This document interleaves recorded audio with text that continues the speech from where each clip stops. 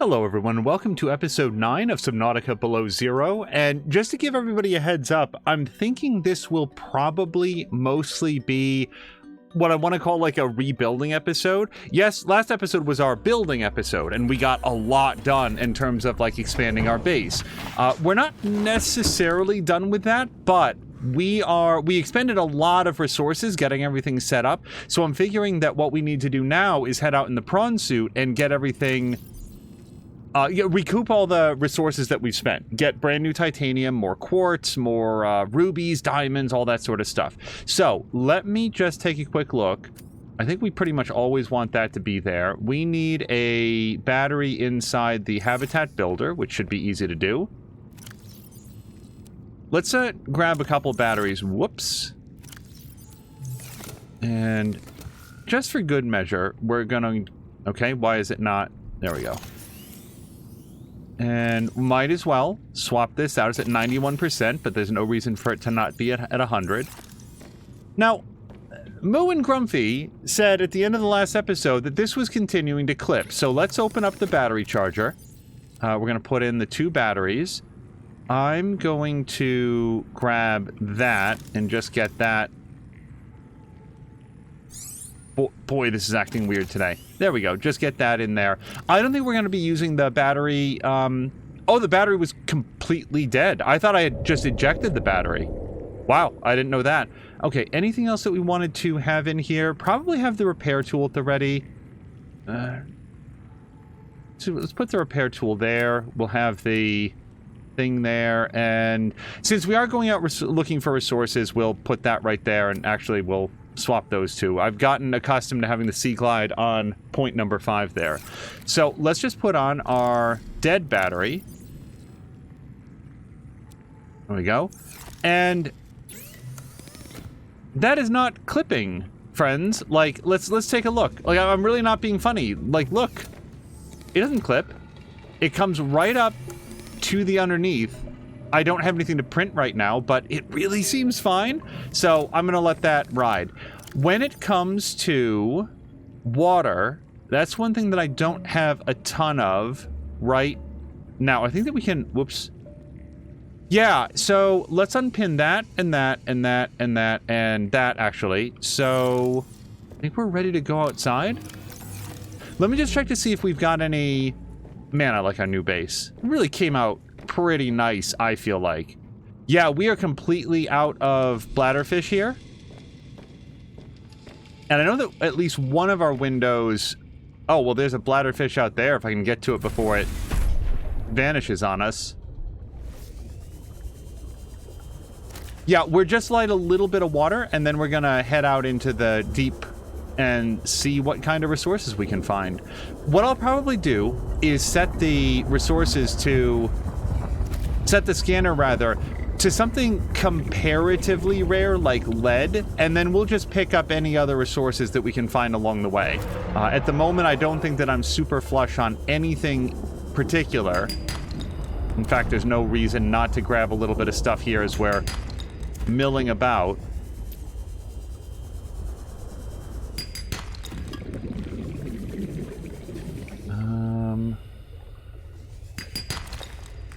Just see if I can grab this friend.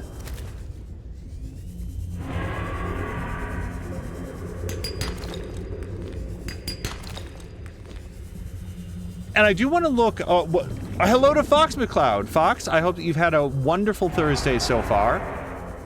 Mine was busy in a not necessarily the most... like, super constructive way. It wasn't that nothing got done. Now, I have a question. Hold on a second. I have in both games put the grab trap on the ground.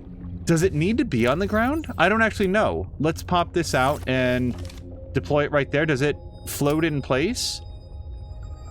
It super floats in place. Okay.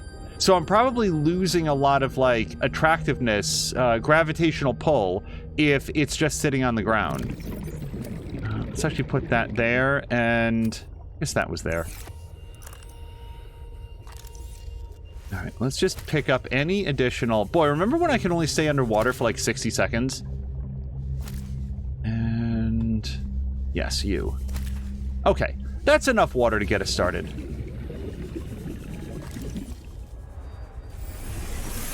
Welcome aboard, Captain. All right, and...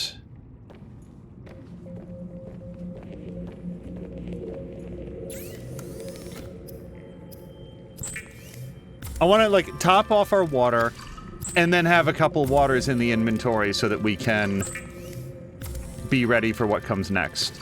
All right, let me just go drink, drink, drink. Okay, so everything after this is just sort of bonus. And as far as the Arctic peepers, let me just put them away. They'll be really good to have a snack later on. I'll put away a couple Arctic peepers. Let me take out this boomerang. Arctic peeper.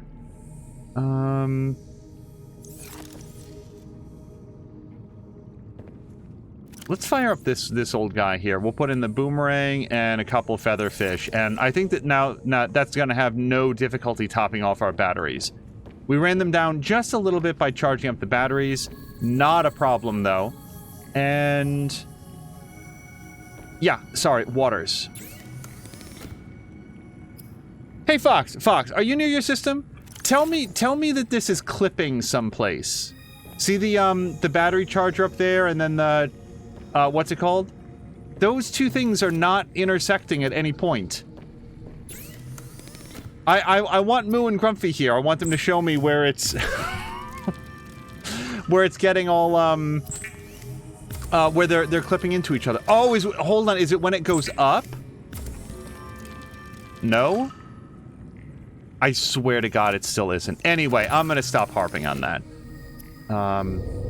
Oh, yes, let's put away all of our silver and stuff, and we don't need that right now. Okay, so the silver that I've picked up, let's put some of that away.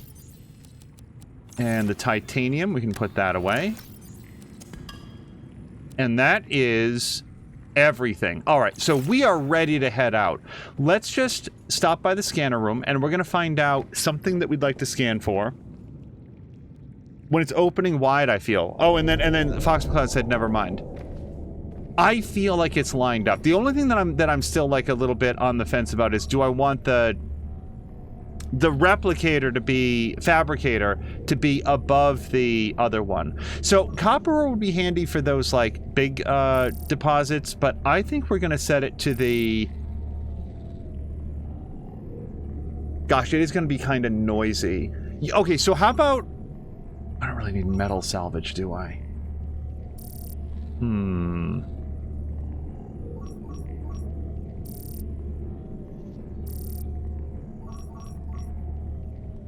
Let's set it to the galena outcrop, because that's gonna give us some chance of finding lead along with everything else. And while that's running, let's just open storage. And no, actually, aside from the creature egg, everything else is part of our mobile emergency kit. So we're gonna leave that be.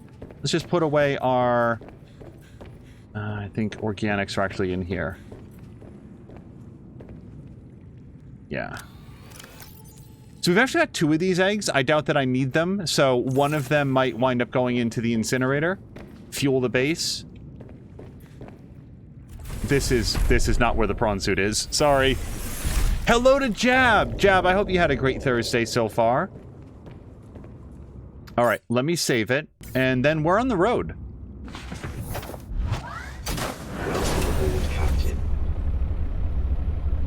I guess, let me rephrase. What we should probably do is just repair real quick. Let me just grab our handy-dandy repair tool, and we're just going to not do that. Just touch up the paint here a little bit. Jab is in a game, but has us up on the TV. Jab, much appreciated. And... so, I'm thinking that what I want instead of... sorry, oh boy. I want to take the grabby arm off, or the grappling arm off, for now. Let's just put that away.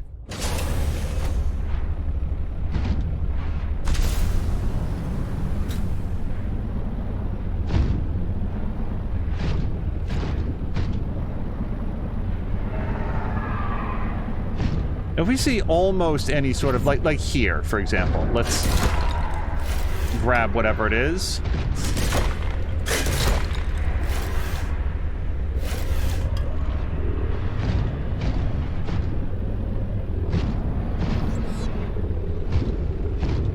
Yeah, my Thursday was busy with a whole bunch of...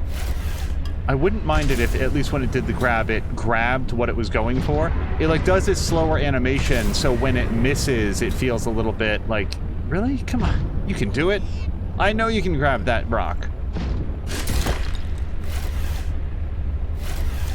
Yeah, right at this moment, there's no, like, oh, that's not the resource that I wanted.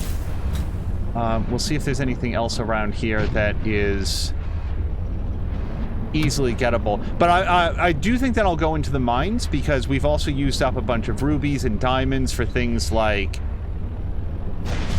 the spectral glass, and also... Okay.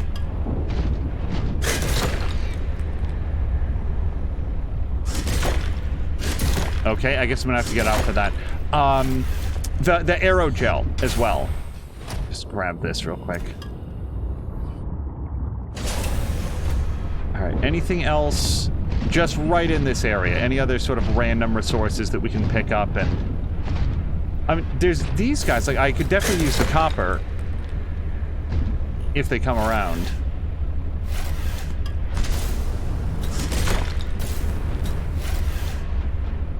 Is this gold? What? Yeah, it is gold. Okay.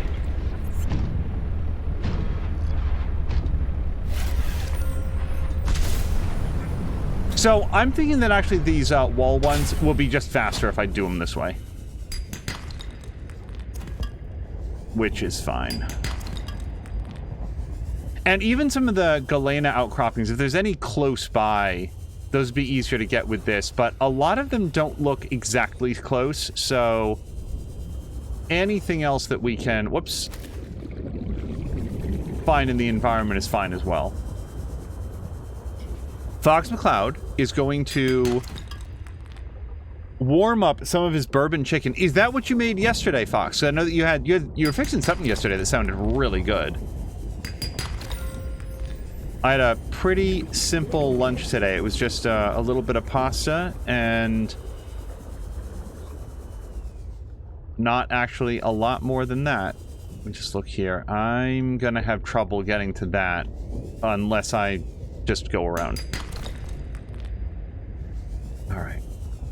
I feel like that's all the stuff that's like in my immediate eye line. Let's head into the mine.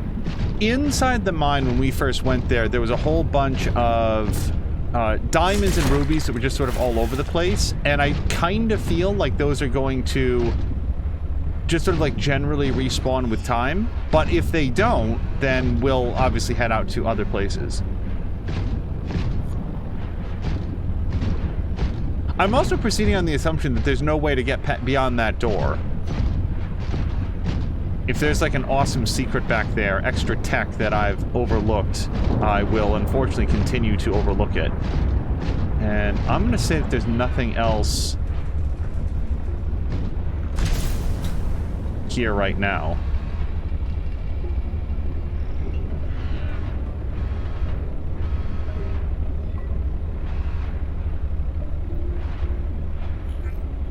Now, one of the things that's happened since our last episode, and it's... I feel like the situation continues to change so rapidly that it feels really difficult to... Like, I don't feel confident in my understanding being accurate or in the situation not having changed by the time that another human being actually hears this. I just want to see...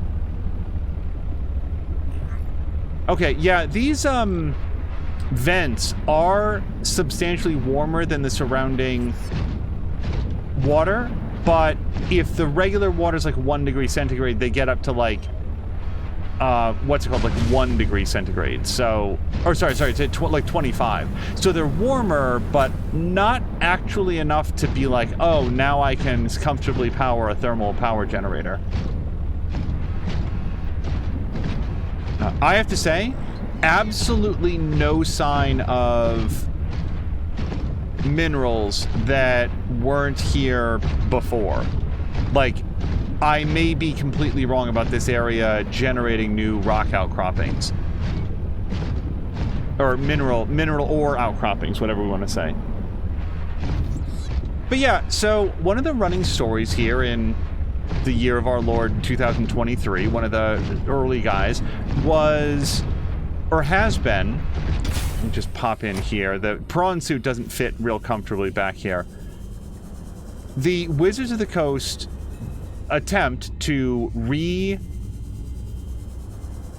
relitigate the open gaming license that has, in my opinion and in the opinion of so many others, made Dungeons & Dragons so successful over the last really bunch of time, but probably the last, 10, 15 years. And, somebody's going to pull out a calendar and be like, well, actually, 5th edition isn't that old, and the 4th edition didn't have the open gaming license, which I would submit is probably one of many reasons that, yeah, there's no minerals in here, by the way. No gems, no nothing. I feel like the further I go down into this well, the more confirmed it is that I have strip mined this mining base.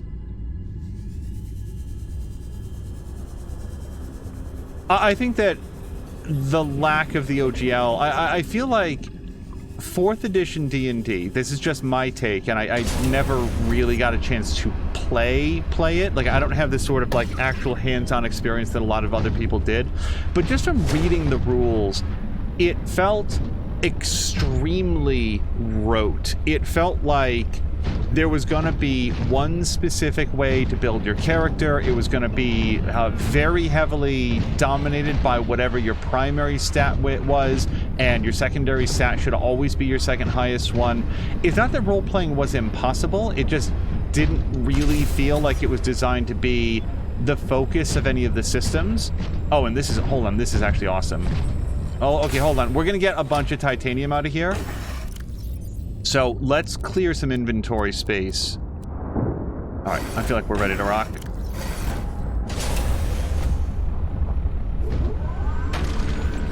So that's sort of like my layman's opinion of... Oh, and 4th edition also, like, it didn't say you must play this way, but it very much felt like your character party was designed around having their 4 archetypes: the leader, the striker, the controller, and what was the 4th one called? It wasn't just called the tank, was it? It might have been. And when I first read through the rules for 4th edition D&D, I was like, okay, well, this makes sense. They've clearly learned a lot from the presentation of MMOs, and this is... they've just updated the rule set for D&D to use to make explicit what was always sort of implied. In order to have a good and well-rounded party, you want to be able to fill these different roles. But the way in which it was actually implemented felt extremely stiff, like very, very rigid. In 3rd edition and 3.5, my, again, layman's experience with D&D was you would look through the feats and the various, like,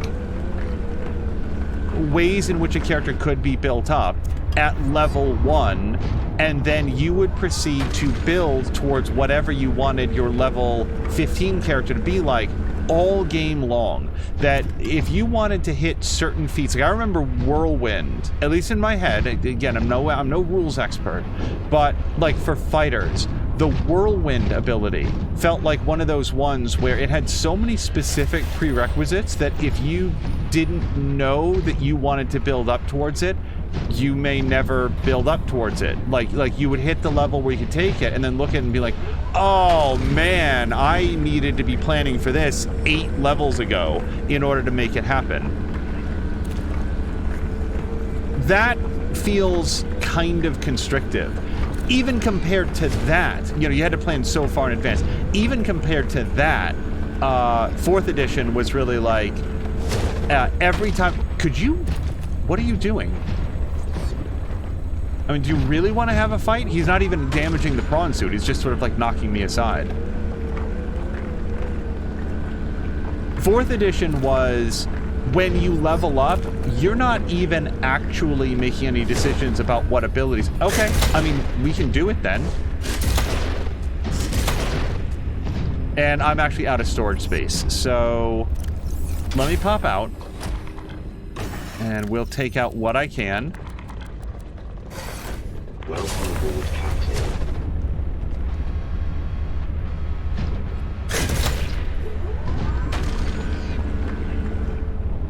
Okay, he stopped moving, which means that that's no longer a problem. What I was saying is that even within that system, like even compared to 3rd edition, in 4th edition, you would level up your character, and from the little bit of experience that I did have with it, and like we played one campaign that kind of went for a dozen levels or so. I didn't feel like there was ever any excuse to make a decision during level up. It was always going to be, yes, I want to expand my primary stat. I'm going to take the specific at-will encounter and daily abilities that play into that specific skill, and that's the character class that I'm playing. 4th edition was... It was similar to 3rd edition in that a lot of your character's progression was written at the time that you created it. Okay, I can fit a little bit more titanium. And then we're gonna go back upstairs.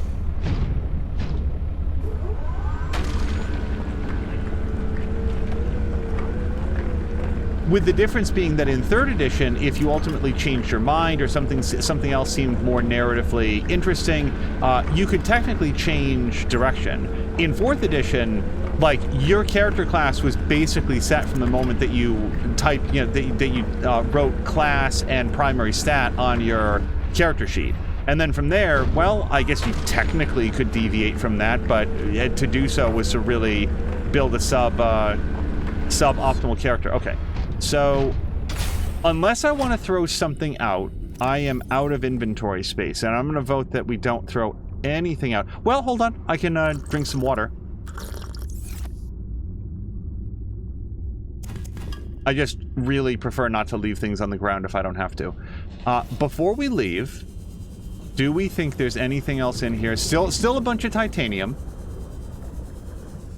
And a whole mess of rubies. So I could get some rubies if I needed them. Again, I'm not going to throw anything else out.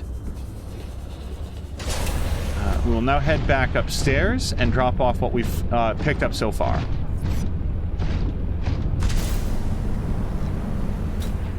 So anyway, those are just some thoughts about 4th edition, really operating outside of any, well, it didn't have the open gaming license or anything. The core mechanics in 4th edition were simply not built around role-playing. They were very much built around synergizing with your party members and coordinating with them. And I want to say that 4th edition also had just 50 plus 1 different status effects. This person's bloodied, they're marked, they're bleeding, maybe they're poisoned or something, and you had to, okay, sorry, I got stuck there for a second. Just a lot of stuff that you needed to keep track of, such that, like, that sort of felt like the era where people were putting little counters underneath the miniatures to remember, okay, this person has a hunter's marked by this person, so he has to attack that person or else they'll suffer a penalty to hit. This person's flanked. Like, it was just a lot of that from what I remember of 4th edition.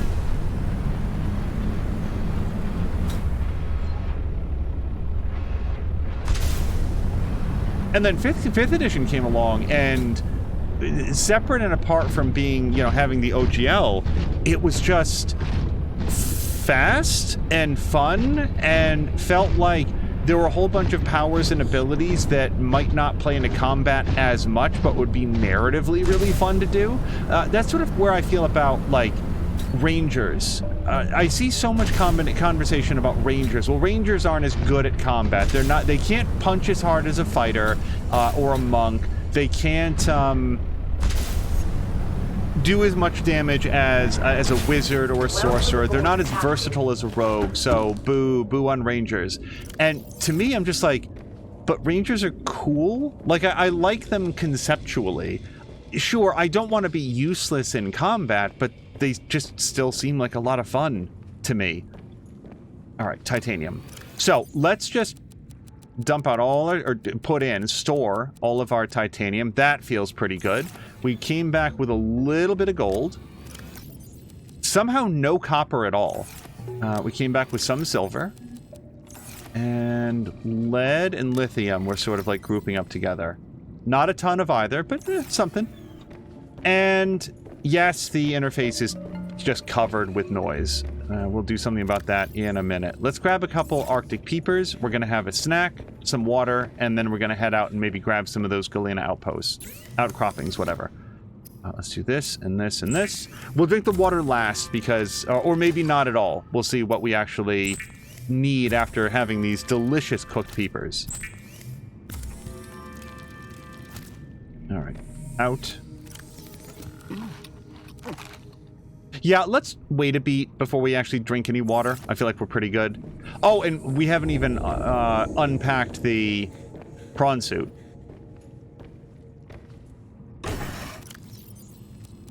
So we're definitely going to need another locker just for titanium.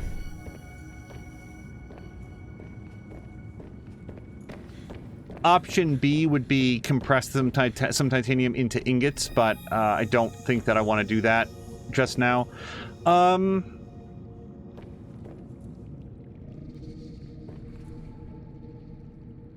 let's see here. Hold on.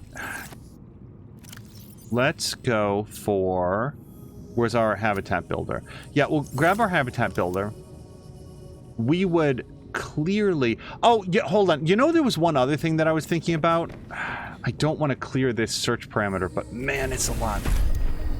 The sea truck is kind of difficult to get in here. So I was wondering, do we think that there's any other place that I could build the sea truck dock that doesn't sort of like open out into the wall? And the best option I can think of would be if we actually could somehow put the sea truck dock on top of the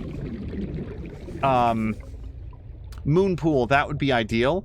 Thing is, I don't know that that's ever a possible... Oh, it super is? Hold on.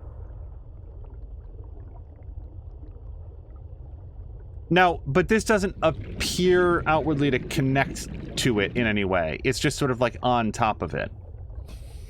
Let's look real quick. Hold on.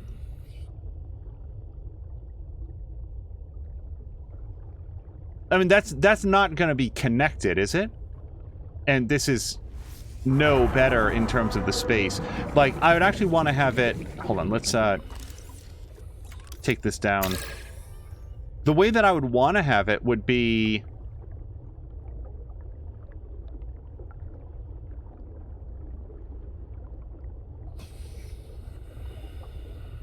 like that. But yeah, it's not actually connected to anything at that point. Like, it's not going to have a ladder that leads up to it or anything. So I'll probably just abandon that point of question for right now.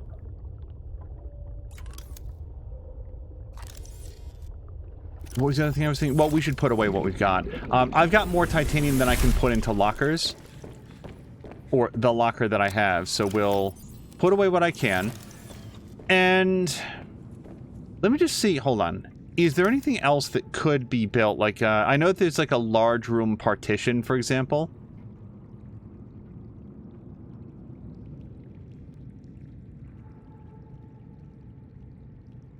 Kind of don't feel like... Yeah, this looks like it has to go into a large room. How about... Yeah, partition door, bioreactor. No, we're not there. I think maybe just a floor standing locker. No, like, things like the single wall shelf. That's not something that you can put anything... Like, you can't store anything. It's sort of, you can put something onto it, I think.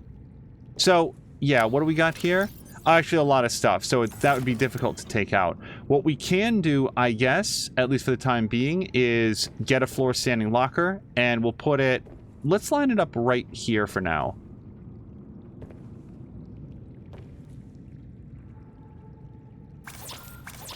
And that's going to be a couple titanium plus also a quartz.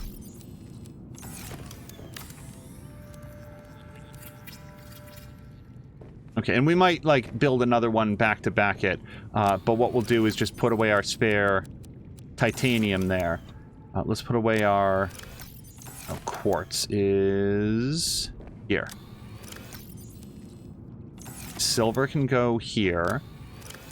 Feel pretty good about the amount of silver that we pulled out, because that was getting a little bit dire. Gold, we've got some, and still, like, no copper. And that's going to be an issue, because we need wire for everything. So, what I'm going to do, let me save up our gains so far, and I'm going to head out. We're going to see which of these, like, galena outcroppings are close enough for us to snag, and then reset this and specifically look for copper.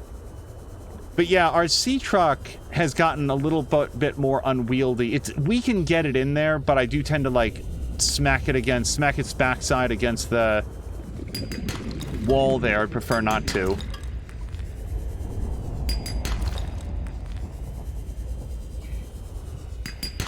Probably focus on the gold more than the silver ones. Like, these all have chance of silver. Yeah.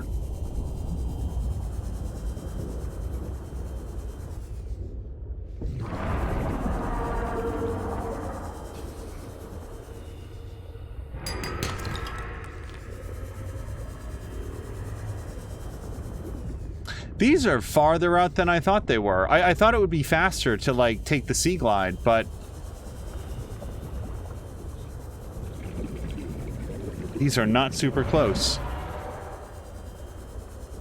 So, anyway, all of that, like, conversation about, like, systems... Now, are there...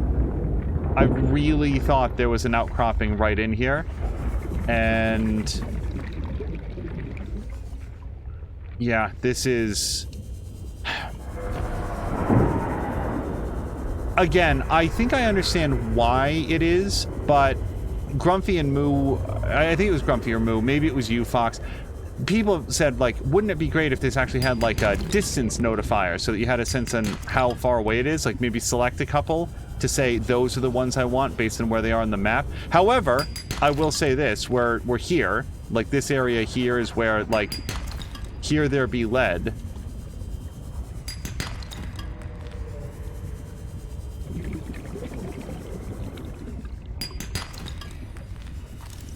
Sea truck fragment. I don't need that. I'm gonna keep my inventory free for galena outcroppings for now.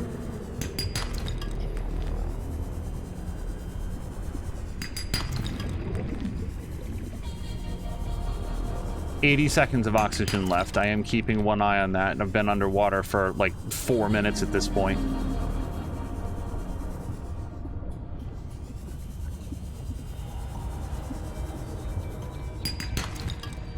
I do not actually have my air bladder installed, so let's just have that ready, because I'm going to have to shoot to the surface pretty quickly.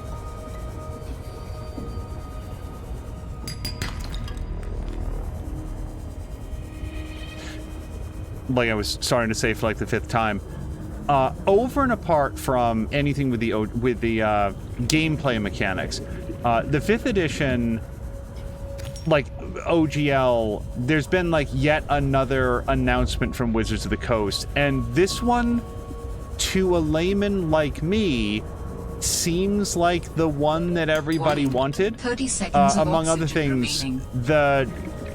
the new plan from Wizards of the Coast appears to be actually to move Dungeons & Dragons to a Creative Commons license, and among other things... oh, hold on, I really am in trouble.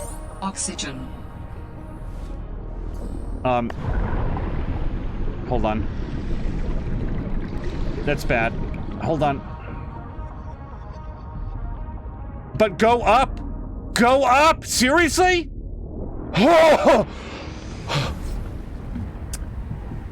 Everything's fine. That was very alarming. Sorry. We're fine. It's fine. I banged my head a couple times on the way up. We're fine. Yeah, thank you, Fox.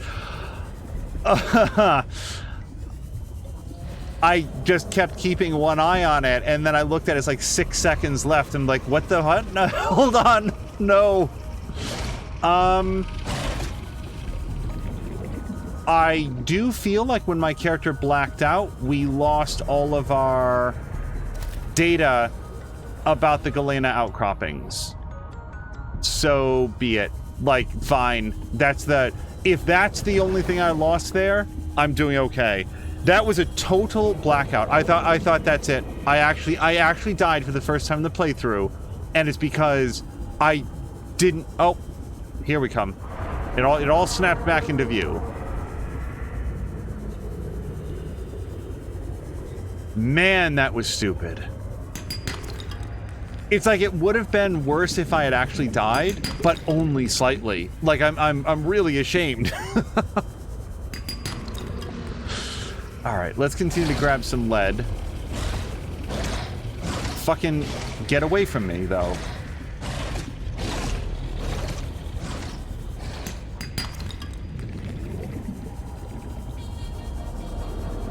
But, okay, so according to the latest announcement, D&D is going to be put onto a Creative Commons license.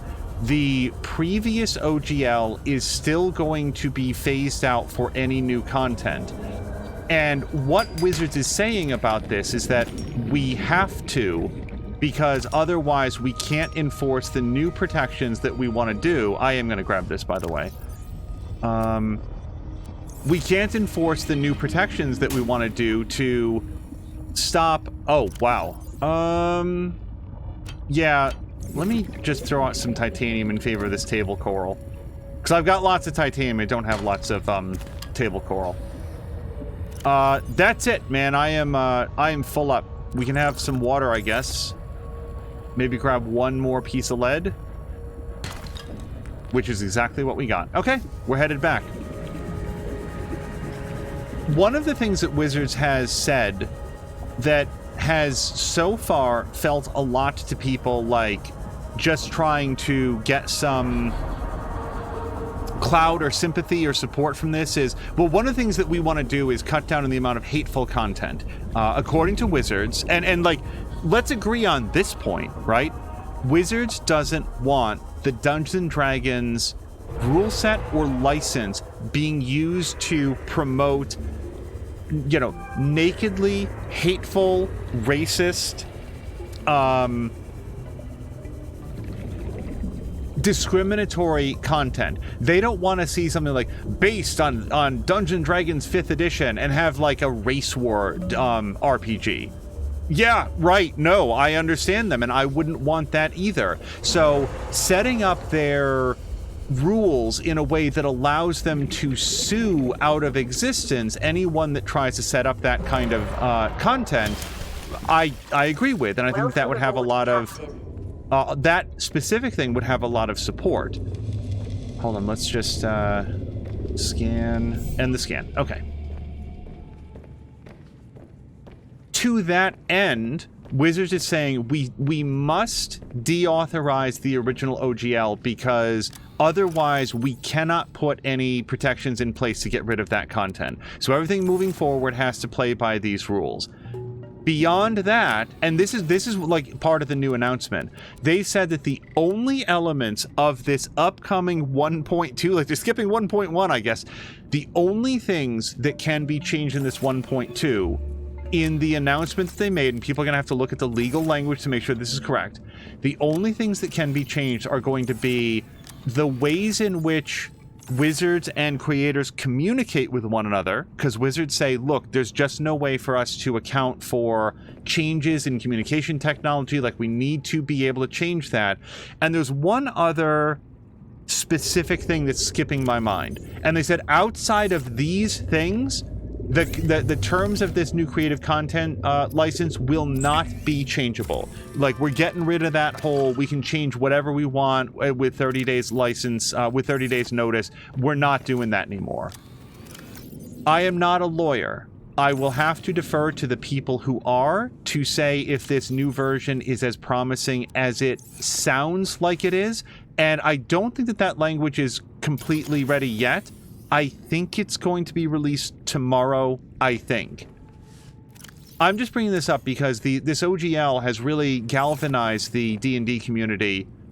I'm going to... Hold on. Darn it, hold on. The thing that you hear is I kind of want to eat a energy pack. Sorry, a health pack. And I think that I need to... Sulfur. Sulfur should be in here. Hold on, I just saw something that's out of place. Sulfur. Put that away. Alright. Rather than eat something out of our emergency kit, let's make one. I didn't know that that was out of there, so hold on. We're going to do a couple things. Let's grab a seed cluster. Put that there. Okay, so that'll grow up, and in the meantime, we're going to cut, and that should be enough to do a...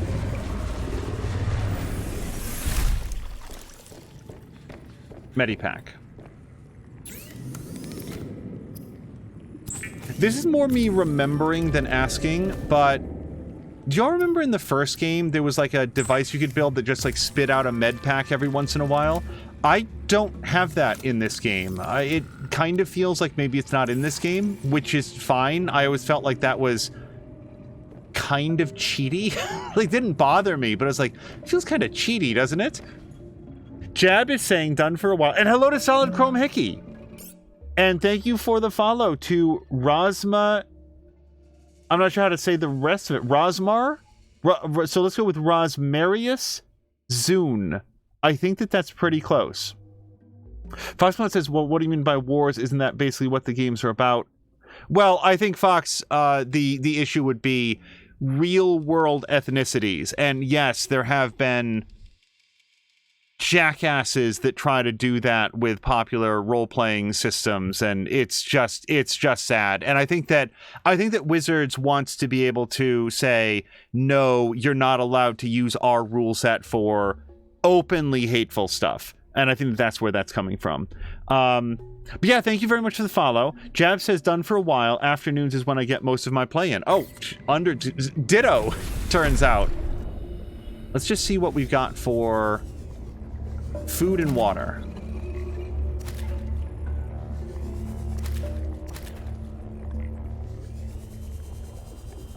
But yeah, I believe two things. One, Wizards of the Coast, I think, absolutely tried to get away with something here. I think that they failed. I think that the community rallied and showed them that the consequence to their bottom line was going to be apocalyptic, and they very wisely elected to back off and put their energy into something else. I think that this new Creative Commons license idea appears to a layman like me to be a complete walkback. I will very much look forward to seeing what what actual rules lawyers have to say about it. Okay, so is there... No, that's basically everything. Okay, so there's one more resource that I need and should be nearby, and I absolutely don't have, which is copper. Regular, actual copper. Let's take out, while that's scanning, let's take out anything else that's in the prawn suit.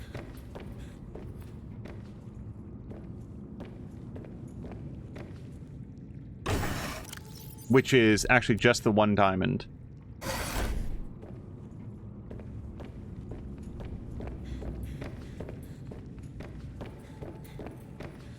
Diamond is over here.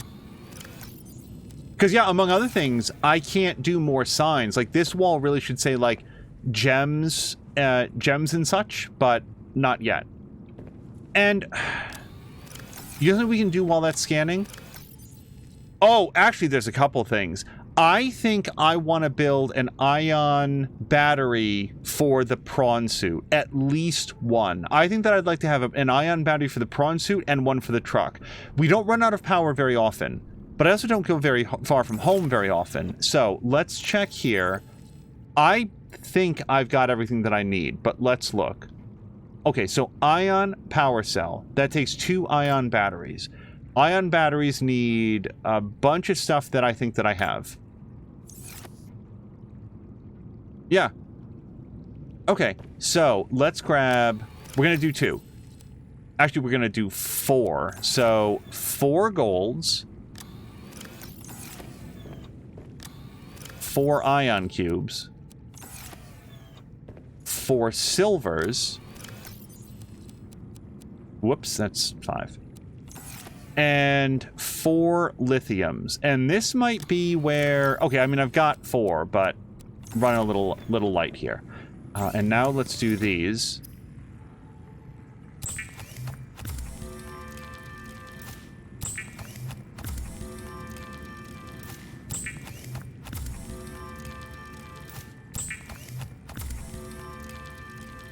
Okay, now, in order to turn these into power cells, that's where we're gonna... And I do think that I have some of this rubber stuff somewhere. Yeah. So I've got 1. I need 1 more of those, and honest to God, right now, don't remember where it comes from. So let's just look. That is Creepvine Seed Cluster. Well, I think I know where we can get that. And then it's just going to be 2 silvers. Yeah, this is the sort of stuff that we're gonna, like... do I need 1 more? I think that's enough. This is... What I was saying is that this is why I'm collecting the material that we are. It's not just to, like, put a bunch of stuff into a... You know, on a shelf and say, now I feel good about having lots of stuff. Now, it is more about... And that actually made 2 now that I look at it. It's about... I know I'm going to need this stuff moving forward. Oh, I need 4, actually. Because we need 2 wiring kits.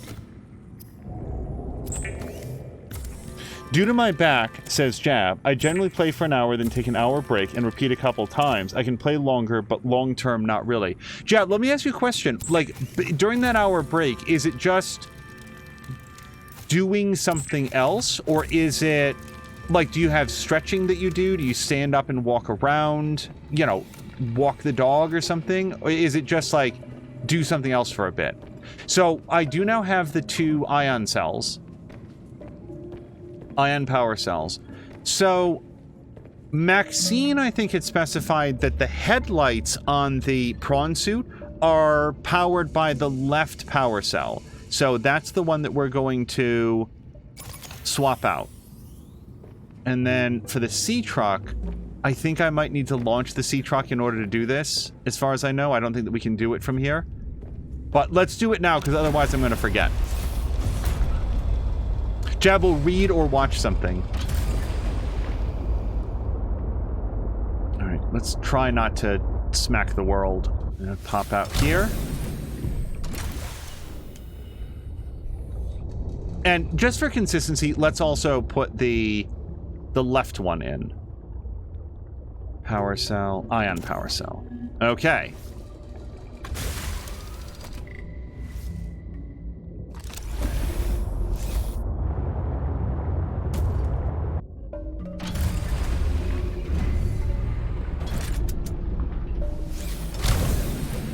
For anybody that doesn't know, and maybe the functionality has changed a little bit, I wasn't bringing this anyplace specific, was I? Like, I should probably take some of this stuff out, including the salt. The value and purpose of the ion power cells is that they last much longer. Let me take that out. I don't know if I had any plans for that. The frost vase plant. Oh, the marble melon seeds I definitely want. And that's apparently a plant seed as well. Yeah, since I don't know what, if anything, I was bringing this stuff out. And cold life definitely stays cold life. Alright. Let's go plant those seeds. I'd forgotten they were in there.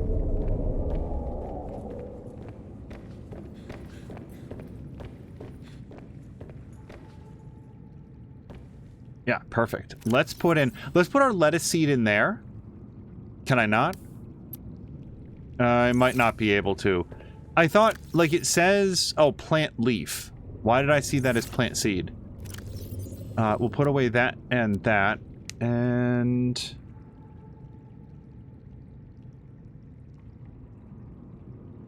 that's all of it. I now don't know how to get that salad leaf thing to grow. This, yeah, inventory full. Oh, right, it is pretty full. Okay, let's put some stuff down, and then we're going to grow some more plants. I brought in a lot of magnetite. Let's put this away.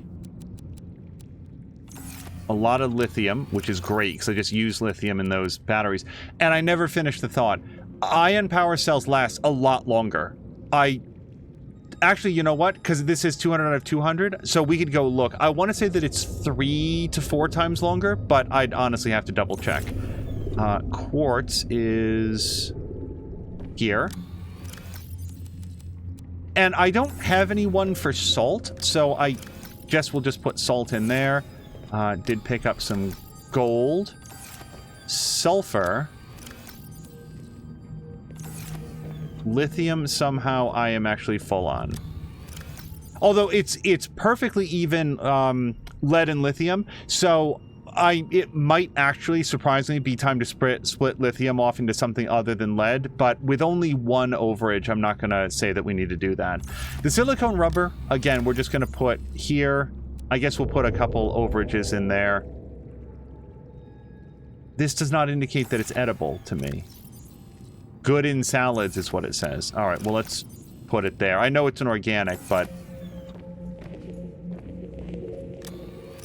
So, what sort of, like, brought this to mind is that what I want to do is maybe empty this out. We could put lockers on that wall, and instead take this away. Seriously. Okay. And then let's put another freestanding locker... We're gonna, like, basically move that locker here-ish.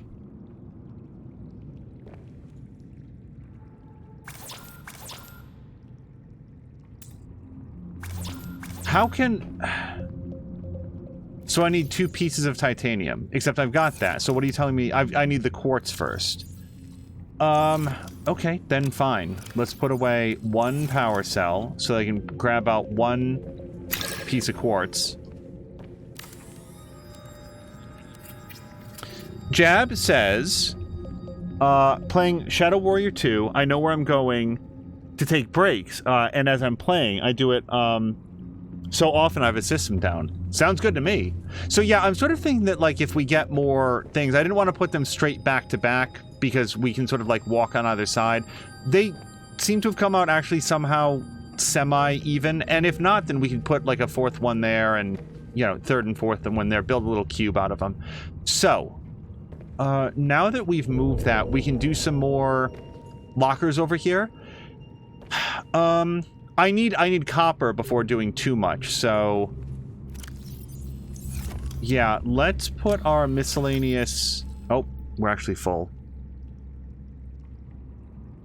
Creature egg I can't put away. The reactor rods are interesting, because I don't really know what those are for. Okay, let's make this locker over here like miscellaneous goods and processed materials. I guess reactor rods are likely to be construction materials, as are the ion cubes.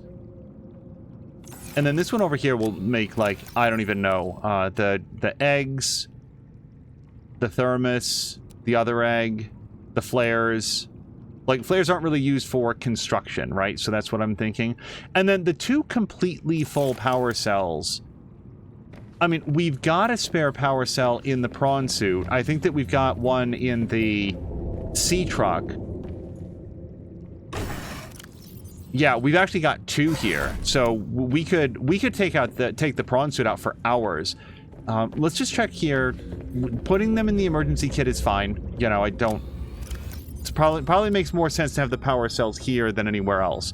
And like someday these might be important as a crafting material, which is why I don't want to necessarily throw them out. Now that I'm talking aloud, building a recyclotron I think would actually be a good idea, because then we could transmute them back into their base components. Let's see what's involved with that.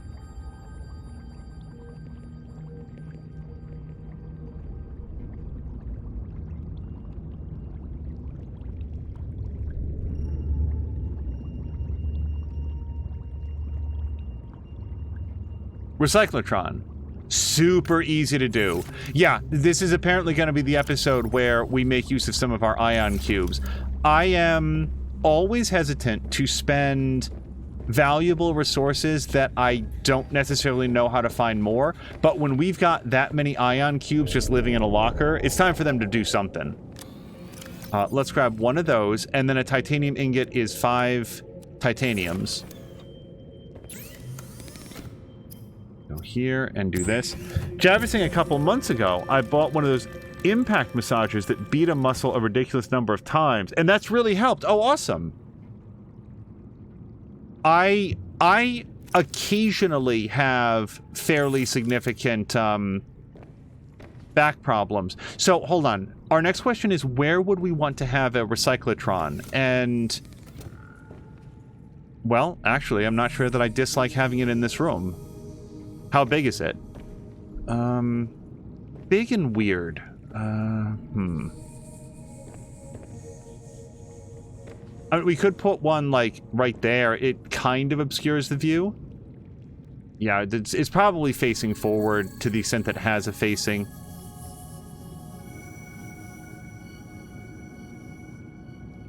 It kind of looks like you can just access it from other direction. So what if we go like that? Like, we'll just flip it around?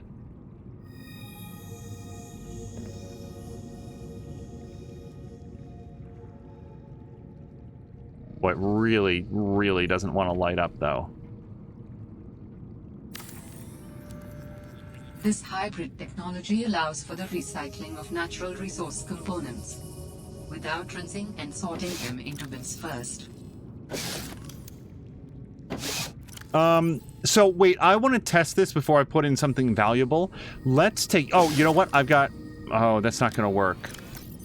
I was going to say, let's take this, silicone rubber, but silicone rubber, I don't know what it would break down into. Item cannot be recycled. Yeah, I think it's got to be a finished good of some kind. I could do a power cell, I guess. I've got lots of power cells. Let's do this. I really want to see if we get back all of our component. Yeah, hold on. It tells you 2 batteries and 1 silicone rubber. Let me just make sure, but I'm pretty sure that's everything that goes into it. It's exactly, yeah, it's a complete refund. Okay. I mean, that seems pretty cool. I guess the only issue is that it is taking 1 thing and making 3 things, which then I have to store. I know that's the point. The only thing I don't know is, like, what does the other side to this look like? Let's turn this around. Recyclotron is here.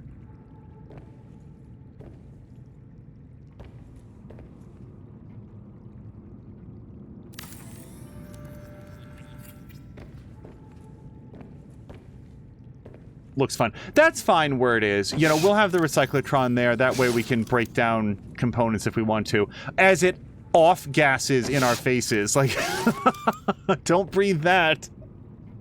Can you recycle and build it again for full power? Oh, Fox McCloud. That's a really good question. I bet you can, too. Fox, I bet you can. Wow, that...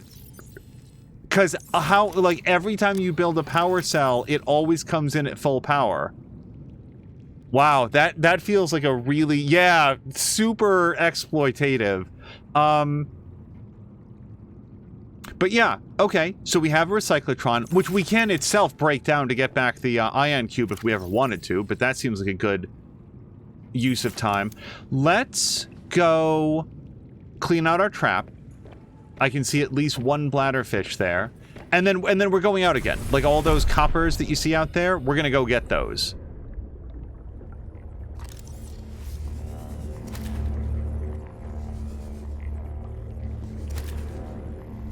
I wonder if that's a Steam achievement, by the way. Break down a battery into component parts and then immediately build it to get an instant charge.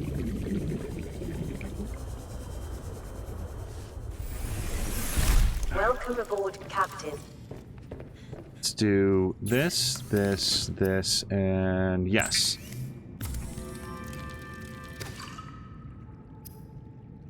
I very much like the fact that the lights stay on these days. Remember how every time I'd go out, we'd come back and we can do another water. I'd go out, we'd always come back. Oh no, the base lost power. I can't dock, and I'd have to go in and fix it. And that's fine. Like that's sort of like the life that I signed up for by going with a power reactor. What it's called, organic reactor. Okay, let's put away our spare fish if I can. And put away one. We'll put away the peeper, and then we'll feed the rest of these to the reactor. Good. All right, we are ready to head out with one very specific exception. Now, I'm going to save it because I don't want to destroy this potato. But what I want to do is plant more potatoes. Okay. All right, I think that now we can just plant the potatoes. Yes, all right, I will plant potatoes. Both of these have like 2 marble melons. Can I pick those?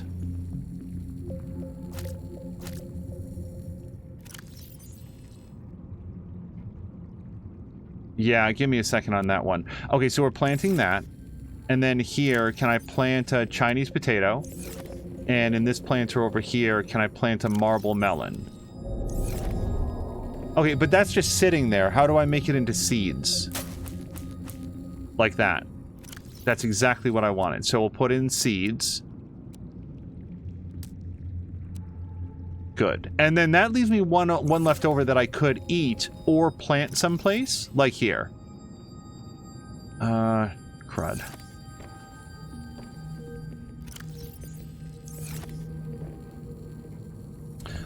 Borderline time for another grow bed, except like where would you put it except here in the middle? And I don't know that I want to like stomp on my plants as I walk in.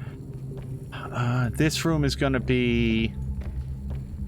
I mean, we could try it. Let's see if it'll let us slip in a grow bed on the side here.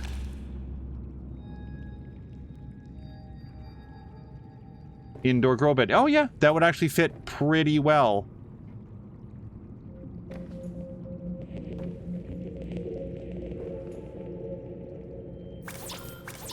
Okay, so we just need some titanium.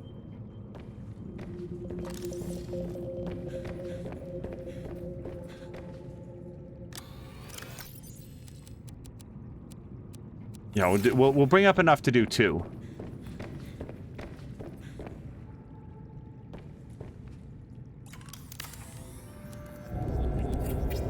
Hello to Spatman. So give me a second, because I've been sort of like up in here. Hello to Borlak. Borlak, I don't know if she's still going, but earlier Lady B was playing a game on stream. Like she's always done art. I've not seen her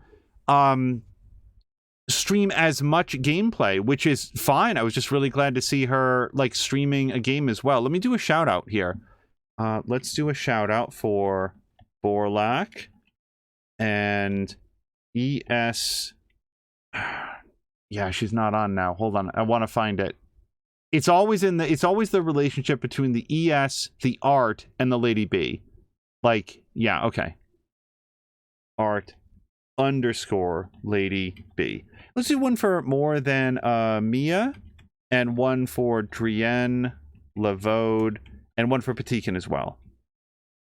And then we'll do some more shouts out pretty soon. All right, so that brings us back in here.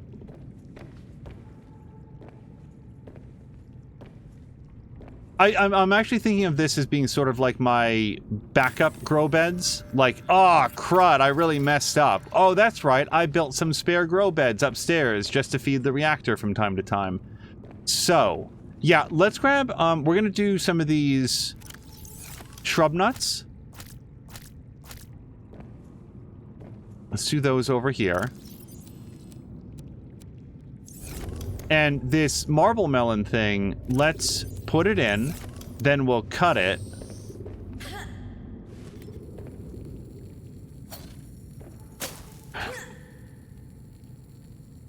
Uh-oh. Okay, we did land. It very much does not like walking on the grow beds.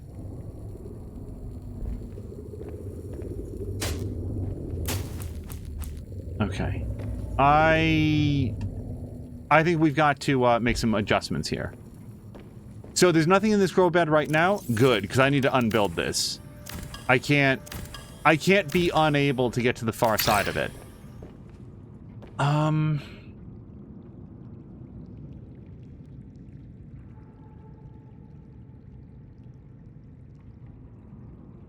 Yeah, let's do some plants back here. We'll just do them in like individual pots.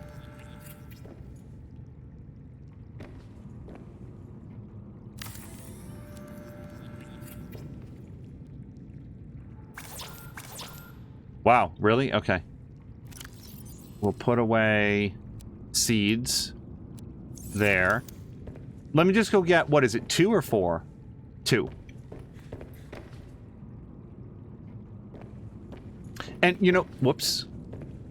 I sort of screwed it up a little bit because I saw that Borlak was here and then I started talking to him and missed some others. So, hello to Borlak. Can you build a 1972 Gran Torino? I think I need some extra quartz for that because of the glass in the windshield.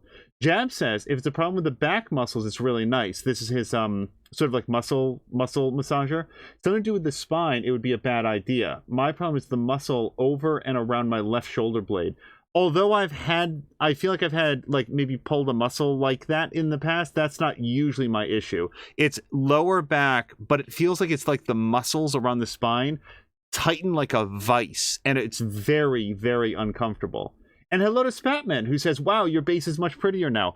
That was last episode. Yeah, last episode wound up putting a lot of effort into like expanding the facilities. And I agree with you. Thank you. I do think that it came out pretty nice. Okay, let's go do this.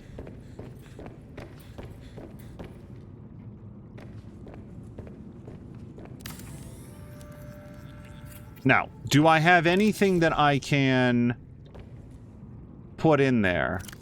Let's look. That's a Chinese potato plant. I feel like we could probably... Oh, it's growing. It's 42%. All right, so if I grab a horseshoe shrub, will that grow in one of these little tiny pots? It feels like it would be too big, but I guess it'll work.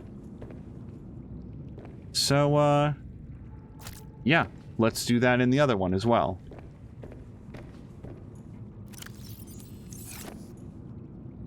Okay, we've got lots of agriculture.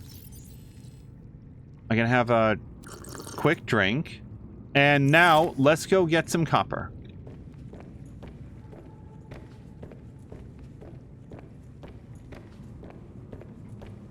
Yes, Batman, in other news, I just built our first ion batteries of the game. So this will actually be our first test run in the prawn suit with ion batteries attached.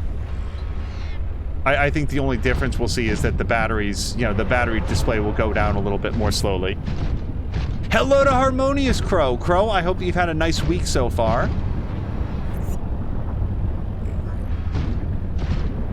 I saw that app was playing... Oh, today was Cyberpunk, I think. And if not today, then yesterday was Cyberpunk.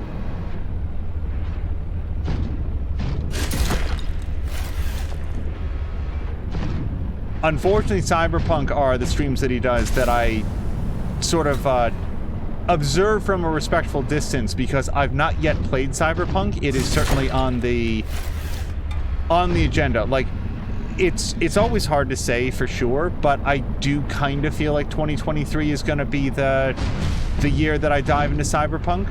We'll see. We'll see how it actually, like, turns out. Perfect. This is exactly what I wanted. A couple of these, and we're going to be good on copper for a bit.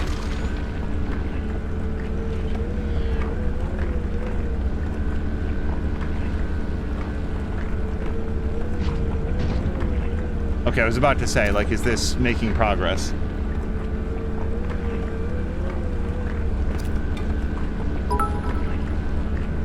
As Harmonious Crow says, it's been a week, and yeah, today was Cyberpunk. Every day is Cyberpunk. Has he moved away from, like, Black Flag, or did he finish Black Flag? He's in pretty deep in it. And Marquack, thank you very, very much for the 500-bit cheer. I really appreciate it. I hope you also have had a nice week. As Harmonious Crow and Fox have said, it's I'll look forward to the weekend. The nice thing about this week is that it was at least a short week, you know? Sometimes that's what you aim for. It's been trying at times, but the days do seem to have flown by.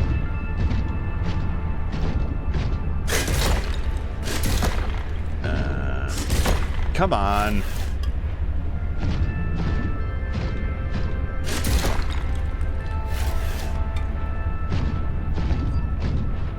Oh, Marquack, I'm sure that you also saw, but McMaster's on a brand new podcast.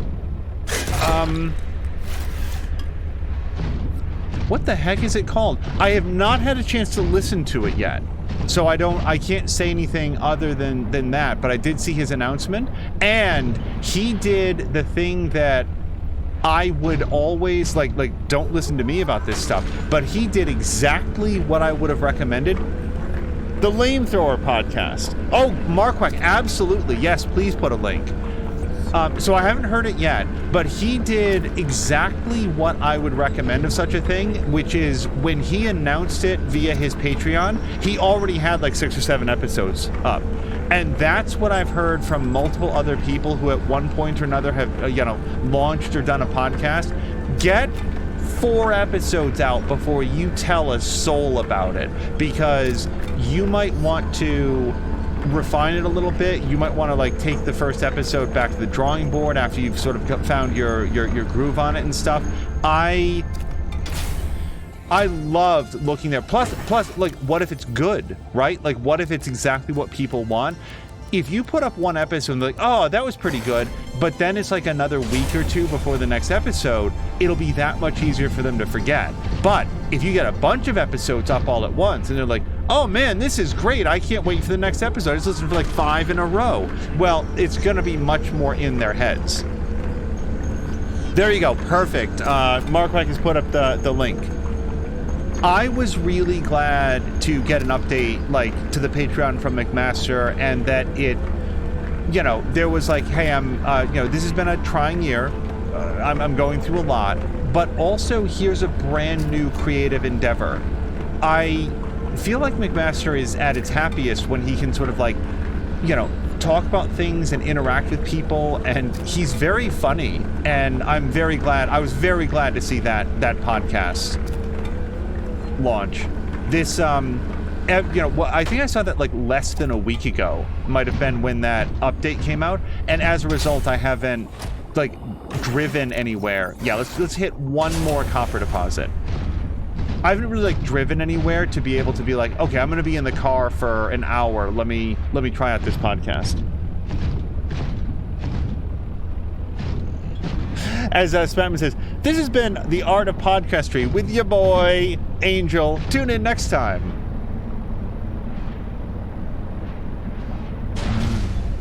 I'm trying to like eyeball which of these seems like it's closest. I actually feel like this one might be.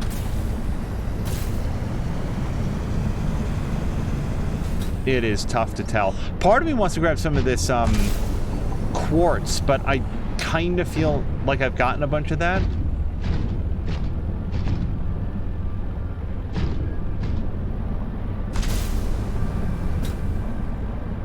Oh, this is trick copper. I'm sure that it exists, but it's in some sort of like a undersea cave. This one's not, though.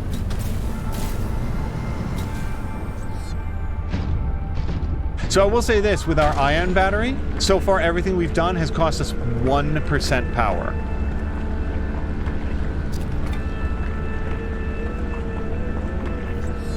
Yeah, I gotta say, though, Mark, it sounds like we've been in a similar situation where, and I've brought this up from time to time, and this is not like, oh, woe is me. Things have been going fine. Like, it's been a busy week. What has struck me is that it has been a busier week than I would normally expect for, like, the first... Well, it's not really the first full week. It's like the second full week back in the office. Usually there's a little bit more of a ramp up, but it feels like a lot of, like, frayed nerves at work also. Not necessarily among my division, but in some of the others. A lot of like, go, go, go, we gotta get this right away. It's like, hold on. You gotta work with us a little bit. Give us some time and space to get this stuff ready. Okay, so that's a lot of copper. I'm gonna take a quick sweep through and see if there's anything in particular that I need, but for example, like, I know we can find a lot of magnetite above...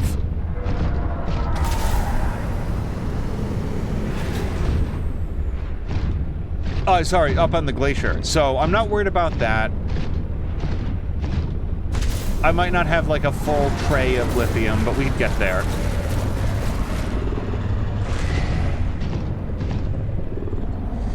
You'd kind of hope that maybe January would be a slow ramp up for February and March before fiscal end, but this January's been kind of crazy. Yeah, same here.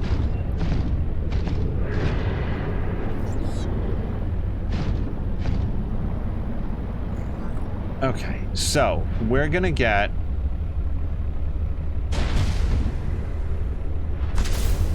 Not really a clean landing.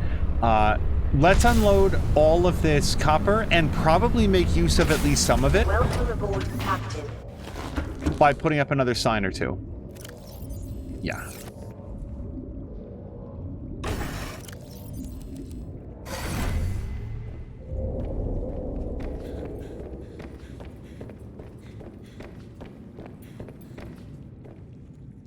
Let's go directly to making signs. Let's do one of these. And one of these. And one of these. I'm betting that I can find a use for 3 signs. And the rest of it we'll put away for now.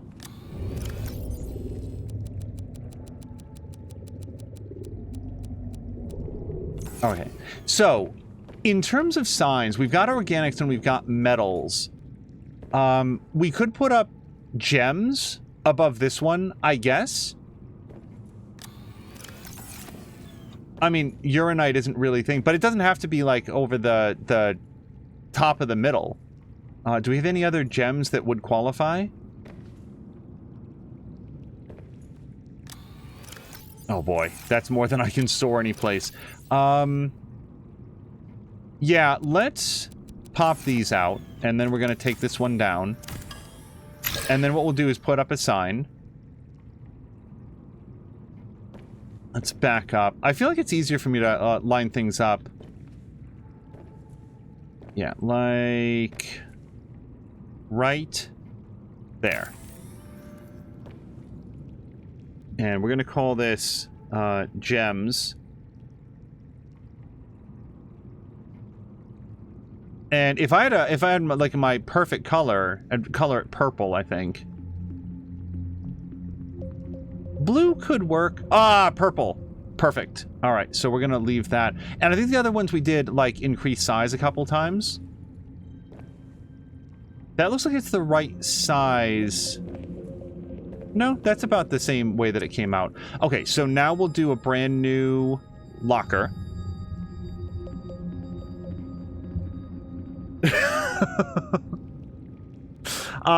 Jab says, oh, they charge Alec Baldwin with involuntary manslaughter for that movie shooting. That feels like significant news. It's not the way that I would have expected that to go, but maybe there's new information about the case. I really feel like that gems is too big. Hold on a second. It somehow made it one size too large. Hold on. Is there a minus now? There we go.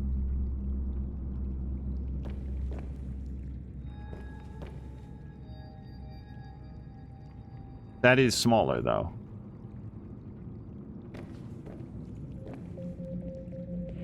Alright, honest to God, can't tell if that's where we started, but that's where we're ending. Okay, one locker. Yeah, so for anybody, and you know, I don't claim to know the details of the case, but from my understanding, there was a movie shoot that Alec Baldwin was on. He was handling what was, I think, supposed to be a prop gun, but you know something, I don't know enough about this to comment on anything, so I'm just gonna, like, be quiet about it. I'm sure that anybody who is interested will be able to find the information. As always, I want to be careful not to be repeating or spreading false information based on half-remembered details. Let's put away all of our diamonds here for a moment. I guess I'm just surprised that it has advanced to the point of, like, criminal charges. But I do remember... So, I heard that there might have been some cautions about, like, hey, we're not adhering to the, you know, proper safety standards. But, again, these are things that you hear. Let's see what is proven in court. I feel like that's a reasonable way to proceed. Okay, so now we can put away our diamonds. It's a shame that you can't color the lockers as well. I like that you can label them. I'd love to be able to shade them slightly so that, like, the diamond one would be maybe a little bit, like, more whitish gray. The rubies would be a little bit more red. That'd be nice to do. And then we sort of got the uranite, which is really more of an ore, and then the nickel is just sort of, like, jammed in there. I do want to unbuild this. What I don't know is, do I want to build it on this same wall? I kind of feel like I want to put the kyanite over here as well. I know it's not a gem, but it's certainly not an ore. I think it was established that it's more of a crystal. So, yeah, let's put our uranite and such over here, and we'll just try to... Yeah, this will get moved later, I'm sure. Done. Okay. Actually, I can do the sign right now. Go here and here.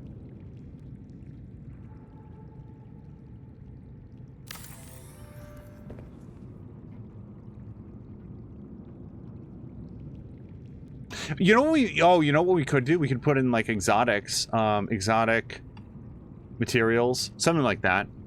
Uranite kind of falls into that category. And that does, well, we're going to make it a little bit bigger, aren't we? Now it looks too low. Yeah. Oh boy, all of the wrong buttons. Sign. Here we go. So put it up higher-ish.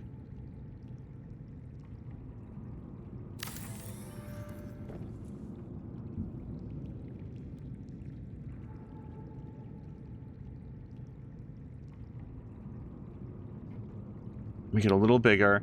And in terms of color, I don't know that I have a strong preference.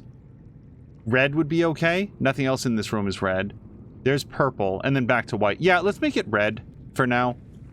I feel like that stands out.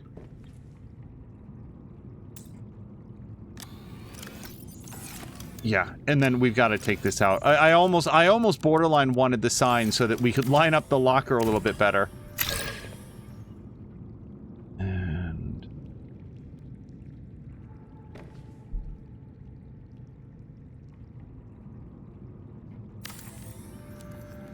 even if the sign isn't particularly well lined up. That super doesn't look centered, but let's settle that later. And that's everything. So I've got one more sign that I was thinking about putting up. The key question is, why was there live rounds on the set at all? That is an excellent question. One idea that strikes me is that I've heard that one of the troubles with shooting blanks is that, like, the guns don't recoil properly, and this could be false, so don't listen to me, but maybe somebody said, oh, if we have like a scene where we're firing live rounds over that way, then the guns will recoil. I don't think that's a good argument. I think that it's actually a super stupid idea, but it's the sort of idea that I could foresee somebody having. So again, we cannot put a sign here. If we do, it's not visible, which is just very frustrating to me. Of all places, you can't put the T. Yeah, so I guess the best we could do for our last sign is we'll put up, like, right here. Whoops. Nope, stop it. Stop it. All... Okay. It's just a big mess. One more time. Put that away. Perfect. And we're just going to call this scanner room. Put a nice arrow that points over that way. And then let's make that probably blue for the scanner room, I would think. And do we want to have the background to it? I think I like it just like that, actually.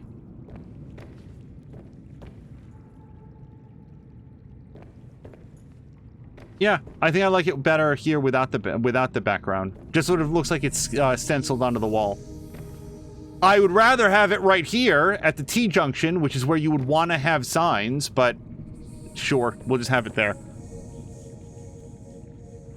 Spatman says, funny you should mention not spreading misinformation by telling half-remembered stuff, because I was almost about to do that, even though I know I would have Googled it just after posting. I'd like a refund for my brain. It's buggy. Yeah, that... I consistently feel bad if I do that, especially if I'm on mic. Like, if I'm talking to a friend and I'm wrong, and then I can say, like, okay, remember what we were talking about? Let me go back on that. But if I do it, like, in one of these VODs, that's, like, there forever. And if somebody hears it, they may not know in a future episode if I come back and say, hey, so I need to adjust what I said there because I was, I didn't have the right of it. They may not hear that correction.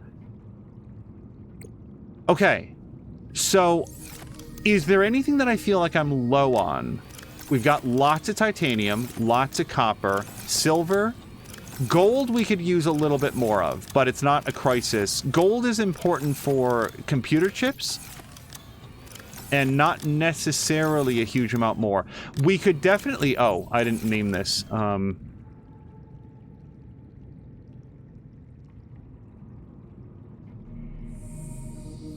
Alright, so we've got uranite and nickel in there. Okay, so let's take this out. We're gonna swap out the battery on this. I don't think anything else has a low battery. So we'll put that on to charge. I could use a drink. So, yeah, I want to get completely fed and watered, and then we're going to go on a much more elaborate journey. We're going to go try to find some more kyanite. We have a much better prawn suit now. Kyanite and nickel are next on the agenda.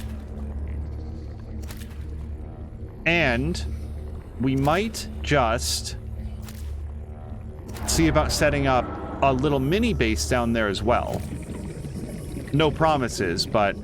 I feel like we have a lot of transportation ability, and expanding to a third little outpost. Nothing like this, but a third outpost is sort of what I was thinking for that crystal cave. Also, I feel you about not being able to place signs in T sections. I'll give it up to them that we can put up signs at all. Like, that's a purely cosmetic thing that they had to figure out how to do an interface for and stuff. Like, I appreciate the effort that they just put into that. Also, I'd really like to put them up in the T sections, please. Like, and it says a lot about the overall quality of the game experience that's where my wish list is. Because in the first game, my wish list was, could this please not be broken? Could it please not feel like I'm inside of like a system that's sort of barely being held together? All right. Yeah. Okay. I feel like if you look around the room, the signs are really not squared off or like set up properly, but we'll put in that fish there. And that is everything. So, phase 2. We've restocked our goods. Next up, I want to put in a sort of proto base down at the bottom of the world there, and I guess I'm going to take that off since I don't have the kyanite to do it right now. What would a little mini base be like? So let's figure that out now.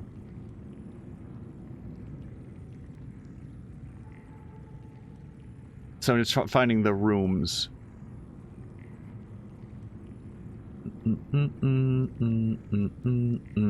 Okay, so we definitely want to have a scanner room. We definitely need to have a hatch to get into the scanner room. I would probably like to have a multi-purpose room as well. I'm maybe even thinking about doing like a large room with a glass dome because it would be cool, but now that I look at it, it's also extremely expensive.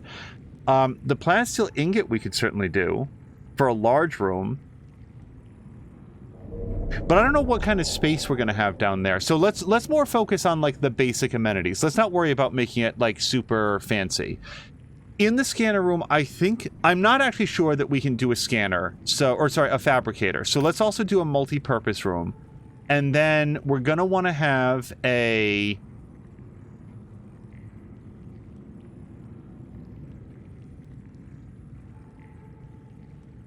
I'm bad at finding things. Probably... I would like to have... Oh, gosh. Yeah, you know what we're going to have that multi-purpose room for? We need a reactor, because we're going to want to be able to power all this stuff. So we're going to need a fabricator and a power cell charger, because we're going to want a way to recharge our vehicles when we're down there. And then conceivably a battery charger as well. So let's get this stuff and get it into the sea truck. So... yeah, no problem. Okay, so let's get started.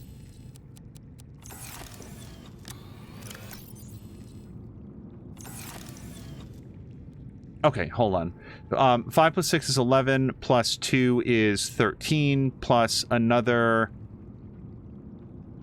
2 is 15. So we need 16 pieces of titanium. We've got 4. 5, 6, 7, 8, 9, 10, 11, 12, 13, 14, 15, 16... 17, 18, 19, 20. Let's bring some extra titanium. After that, at least 3 pieces of quartz. Followed by at least 2 pieces of lithium. Lithium is... here it is.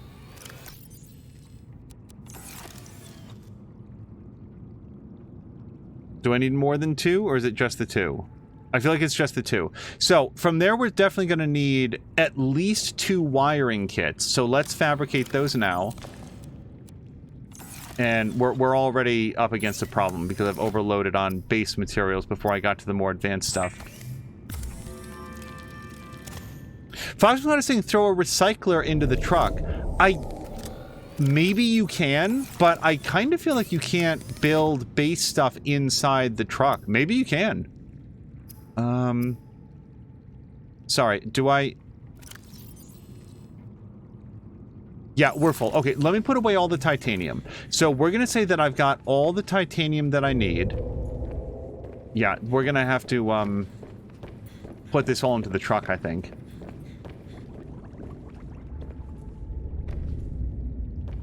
yeah. Okay, so...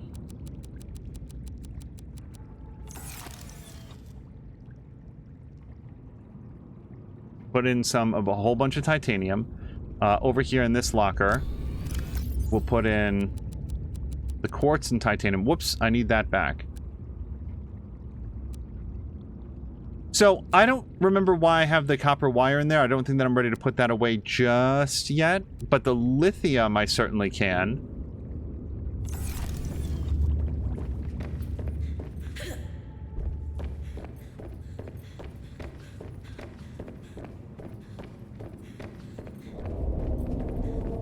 Okay, so now we can do our second wiring kit.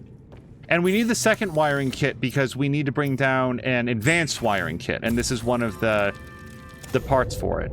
Okay, so let's take out all the stuff that is just... yeah, we've got the parts for that.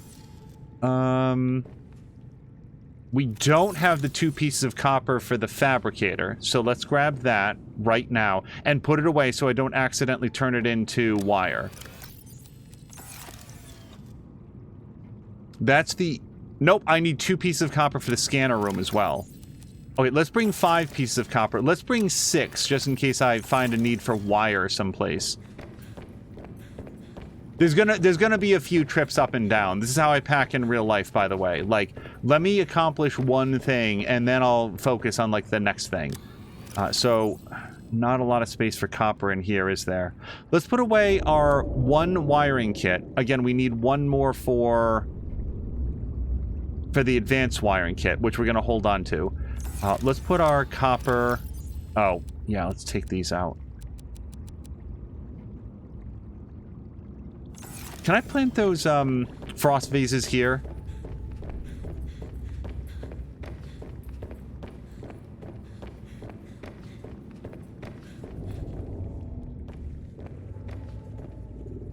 Okay, well, our garden is coming along nicely. Let me just store the frost vases. Or put them down. Yeah, hold on. Let's, we'll put down a couple more planters. I can afford this.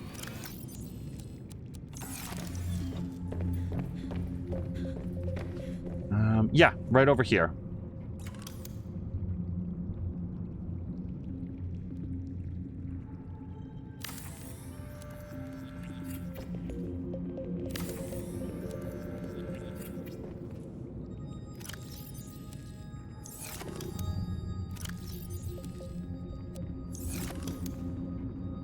Now, hold on, do I need to do something to get seeds out of this?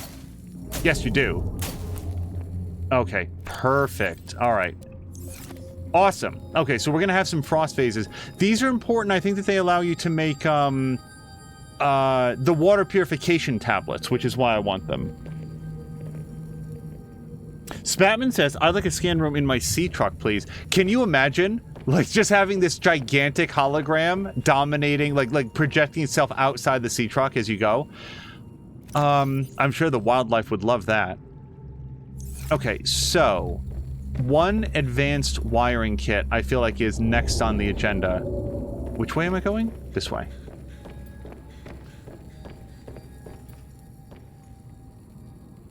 Okay, the advanced wiring kit needs a computer chip, and that's where I get tripped up on what I need. So let's put in a computer chip, and then the advanced wiring kit, so for good measure. So, the table coral we're going to have over here. We need 2 of those, followed by the gold. And that's our computer chip.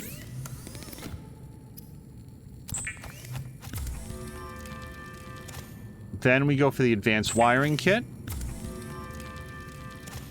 And now we are go for...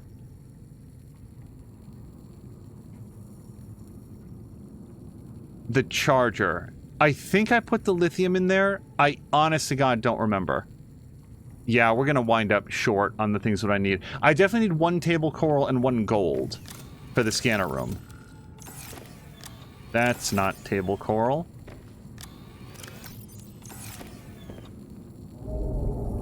But the lithium, sorry, the titanium and the copper should already be in there. Let me just double check my count on quartz, and then I feel like that's most of it. Let me double check that I have copper wire for the battery charger.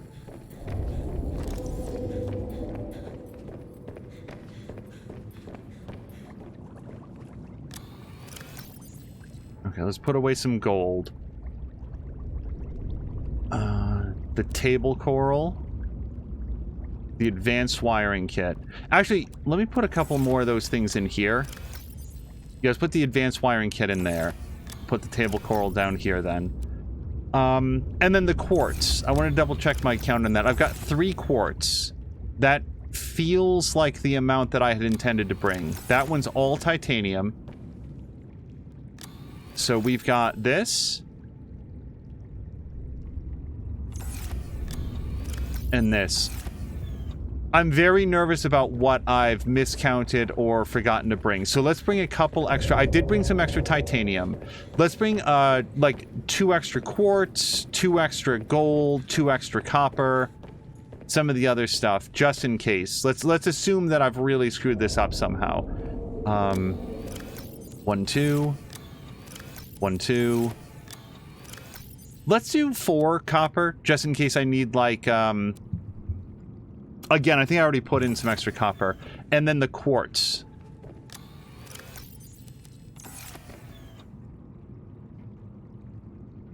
And the table coral. So bring some extra stuff, because it's going to be a hassle to come all the way back here.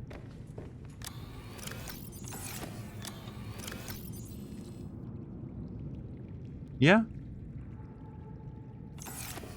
That's it. As far as I can tell, to set up a little mini base. The only other thing might be a recyclotron, but I don't know that we're, like, constructing enough stuff down there.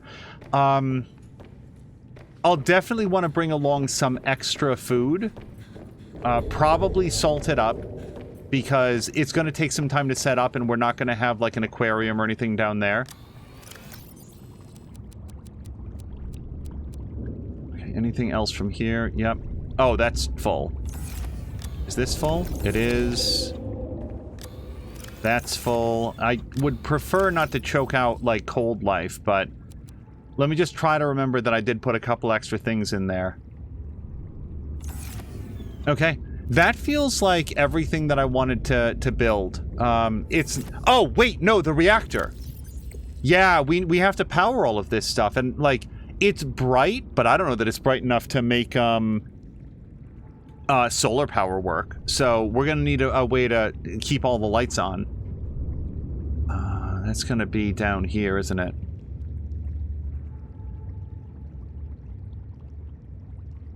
Bioreactor. Okay, thank goodness I looked at that, because that needs some lubricant, and I gotta go outside for that.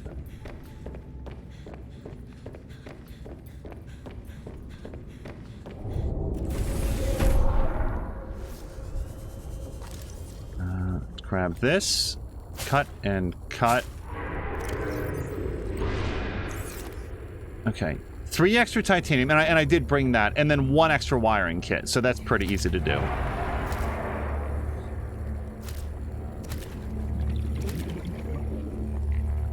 Not a lot of waters.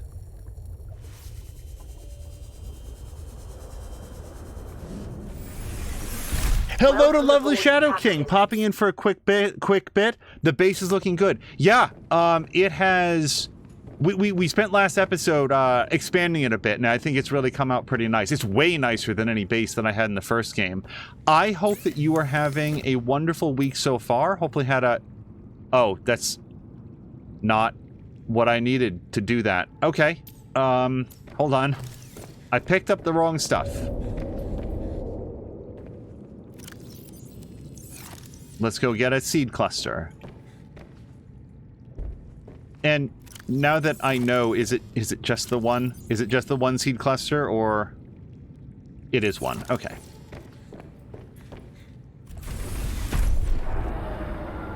Yeah, last time I went anywhere in the game, I was like, oh, we'll pick up lots of bladderfish on the way, so I don't need to worry about that. And then Super didn't. So I want to be careful not to go out there without enough food on my person. It sucks to drag everything out there, spend 3 minutes setting up a base, and then like, oh, I gotta go back. I'm out of food and water.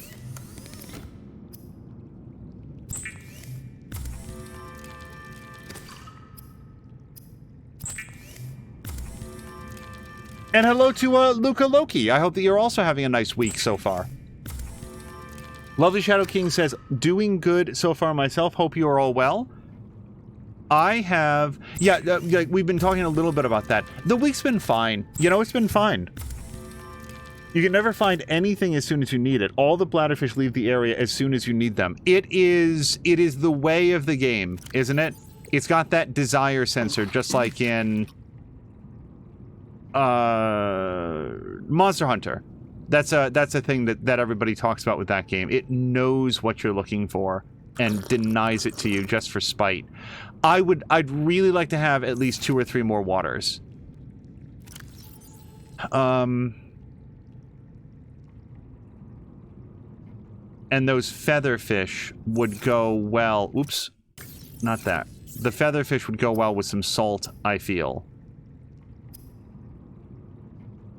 Or better yet, no. I mean, I'd really want to do the cooked peepers, I think.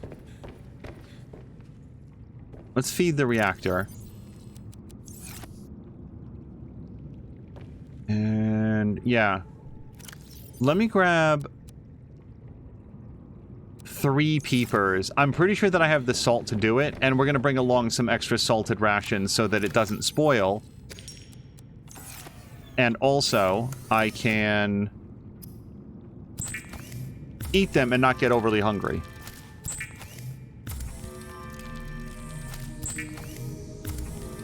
The only time you get the super rare drop in Monster Hunter is when you're looking for the common ones. Yeah. Someday I still would like to go on like a... Oh, 1 wiring kit. Hold on. I don't want to get distracted. We've got to do that. And then 3 extra titanium, which, yes, I'm actually going to grab out. And there's most of our titanium, by the way, that we picked up earlier. Wow, this is great. I filled a complete locker. That'll set me up for a while. No, man, titanium's used for everything. So let me just find a couple more bladderfish. They're not going to be in the grav trap yet, but we can search about.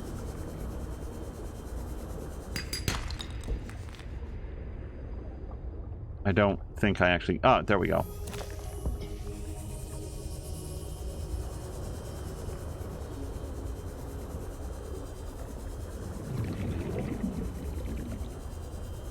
All answers are fine, Lovely Shadow King, but I'm curious, do you have a sense on if you might return to streaming at some point soon? Because I really did enjoy getting to hang out in your streams when they were more frequent. And if life is in the way or something else, always understood. I like to give people space to like update on their schedule if there's something to give, and if not, then that is always fine as well. And 0 bladderfish in the area. They've all gone into hibernation. It's exactly as Lovely Shadow King said. There we go. Found 1.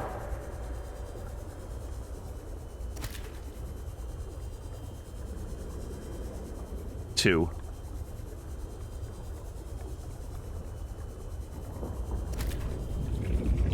Ah, perfect. I think that might be another one on the right as well. It is. That's exactly what I wanted. Right there. And now we're going to be on the road. Oh. I should have gone in the back end of the, or the top of the sea truck. Shucks. Okay.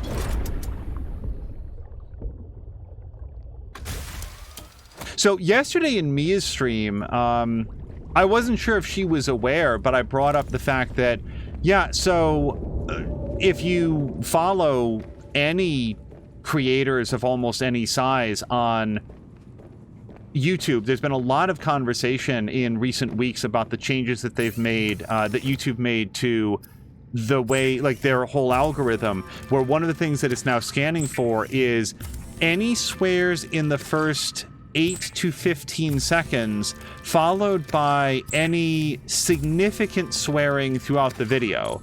And apparently, if YouTube doesn't like what they find, the whole video is demonetized.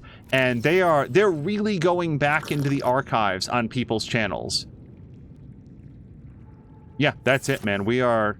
My inventory is a little bit full, but it should be, because we're headed out. So, we're going to do two things here as I go. We're going to... By the way, what, if anything, is in this locker? Extra nickel, which I had forgotten about.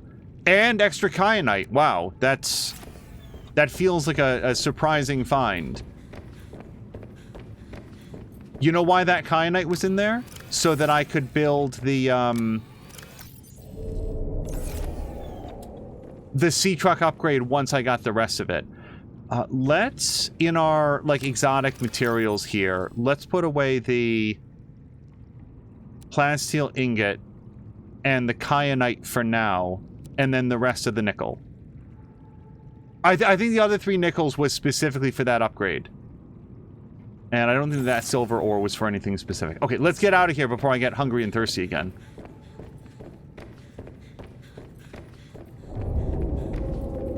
And, like, so... we don't have any YouTube presence here. These videos, like, there's been a couple things that we have backed up onto YouTube for, like, a just-in-case scenario, but nothing... Like this channel at this time is on Twitch. You know, we keep the door open if that is to change, but it is a Twitch environment for us so far. That said, I empathize a lot with the creators who have a large back catalog of content that has been put onto YouTube.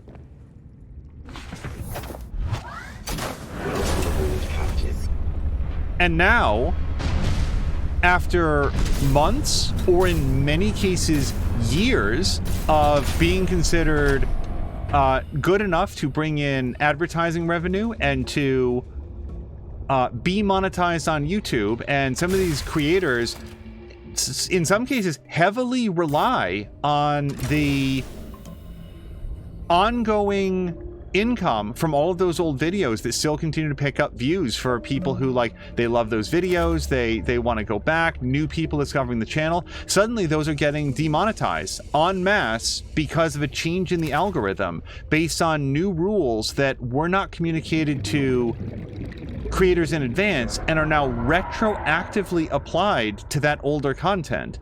That does feel unfair, I feel like. Lovely Shadow King is saying YouTube is strict as fuck. Spatman is saying the desire sensor at its worst doesn't even deny you the rare items, which are usually 2 to 5% drop rate anyway, so you'd expect them to be rare. But when you hunt for something with a 70% plus drop rate and don't get one in multiple runs, that's some desire sensor shit. Oh, wait.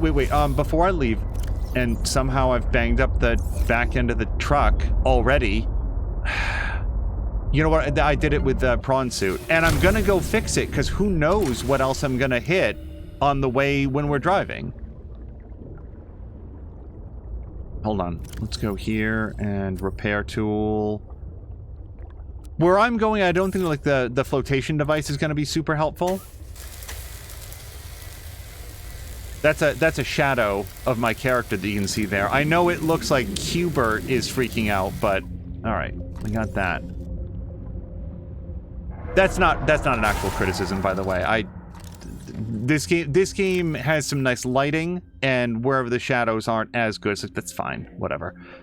What I needed to do next was just select where we're going, and I'm going to... Well, I guess I should never deselect the prawn suit if I'm driving it, but we definitely want to go to kyanite and special plants, spiral plants. And this may be linked to a different,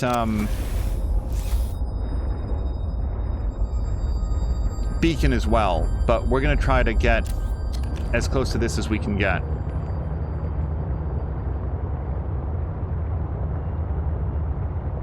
FoxMcCloud is saying there's only a matter of time before somebody makes a a better YouTube. I think that hold on, that's not right. Let me not have that on there. We've done what we intended to there.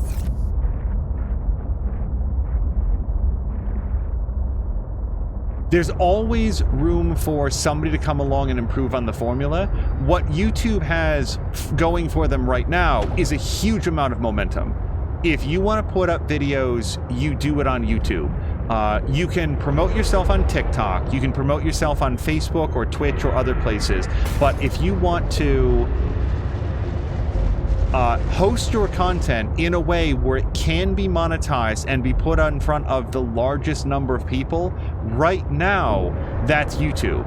And its closest competitors, places like Vimeo and Dailymotion and stuff, they're just, you know, reaching the tiniest fraction of the same sea truck fragment. I can probably get some more materials out of that.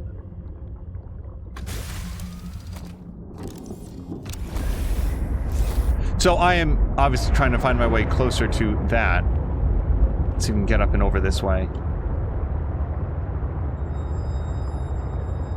So it's just the successor to YouTube will be fighting a heavy headwind to get in there. That said, I hope somebody comes along and succeeds at it. And it would be nice to have more competition in that space so that there's more incentive for the companies to be jockeying for market share and for growth and for consumer attention. And I feel like there's a lot of benefit there for everybody involved, really. Sorry, I want to read.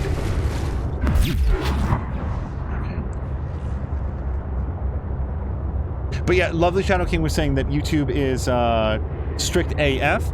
Jab is saying, I thought YouTube was going to drive its creators away, and there's going to be someone in its position to pick them up. Hold on, I'm just making sure that I'm trying to make sure that I'm headed in the right direction. Mark Mike is saying YouTube made changes several years ago, which pooched McMaster pretty good. What was the? Do you know what was the nature of the change? Because like McMaster has done the interesting thing to me about McMaster's channel is that he doesn't post to it very often, but a lot of things that he does get like a huge number of views relative to the frequency with which he's updating. And yeah, eat electroshock.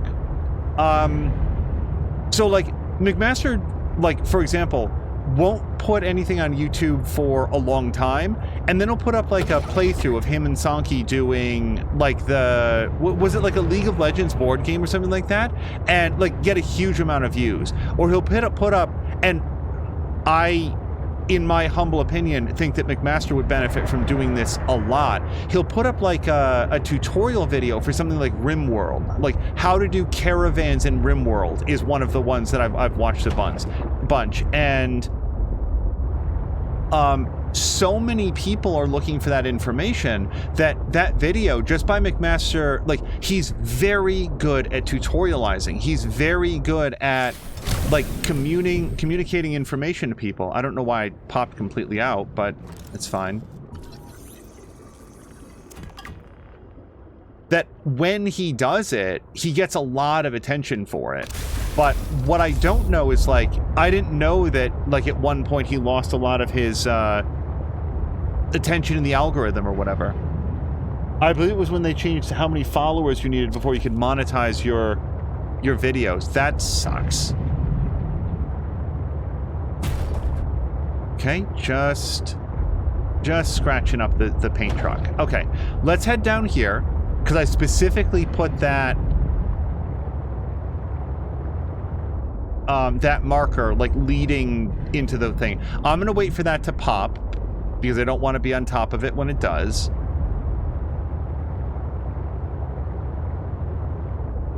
And Jab is saying YouTube is forgetting that its business is based on its creators. Buying up anyone who's been a threat is its real security. Yeah, I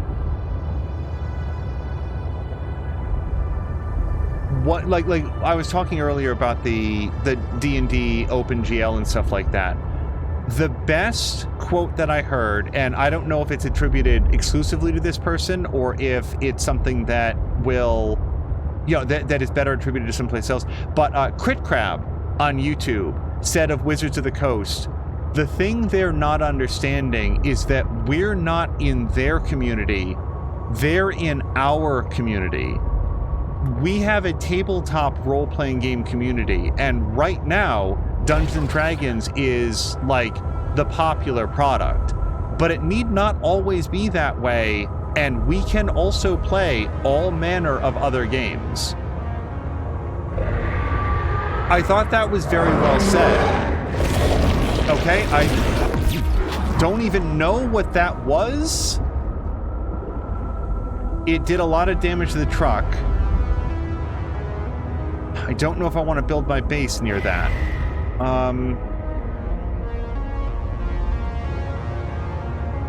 Let's continue to head this way a bit. I feel like this is much deeper and further than I came before. Oh, hi!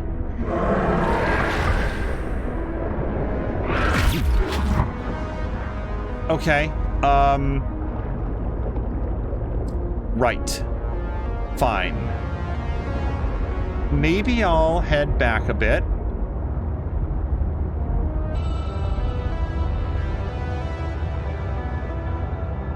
Sorry, to bring the thought full circle. It feels a little bit like, okay, shit. So I can't take very many more of those. I need to get out and fix the truck. I would also prefer not to be eaten when I do that.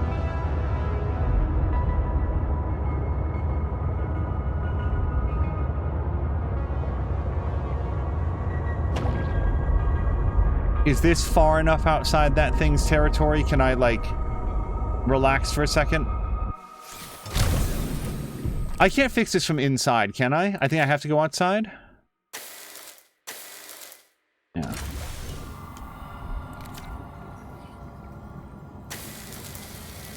Repair tool. Don't go deep sea spelunking without it.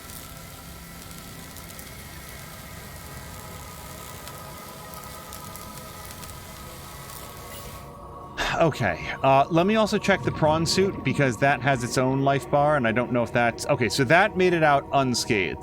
So, I'm feeling like here, Rish, would be a pretty good place for, like, our new base. Like our outpost, basically. So...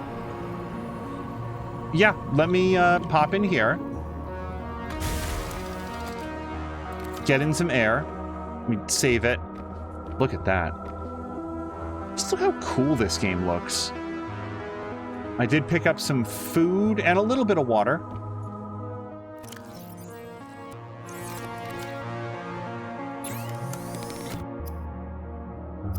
Here.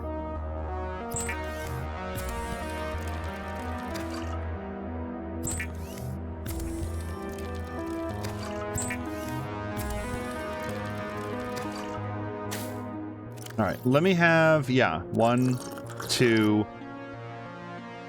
I don't want to eat anything yet, because that's plus 32 food, so we're good for right now. Okay,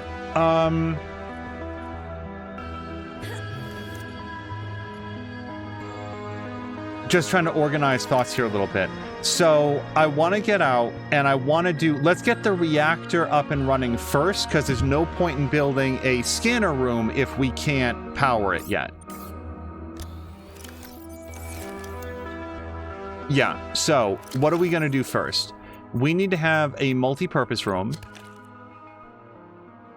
somewhere. I'm like weirdly nervous about that monster coming and attacking us again. Multi-purpose room. So we're going to do this. We're going to do a hatch. Let's do the fabricator. I kind of want to have like a, sorry, let me think with words.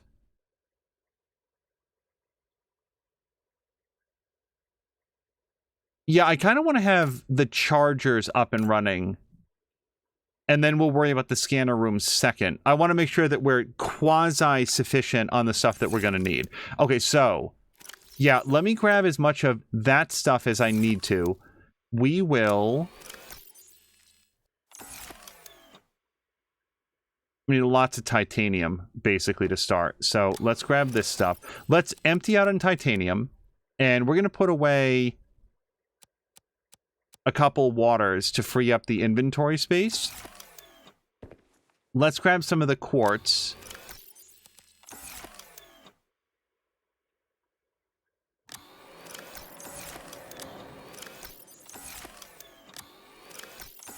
And already, like, I'm just letting you guys know already, I do need some copper wire, and I could have sworn that I put some into one of these containers.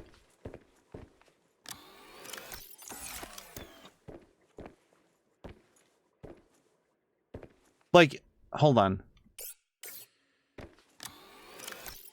You guys, am I high? Like, I brought along some extra copper, but I absolutely could have sworn I put in some extra,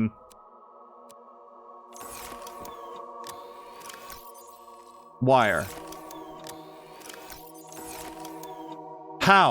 How did I get out here? Like, again, I can make some, but it's just, it feels embarrassing. Hold on, let me come here.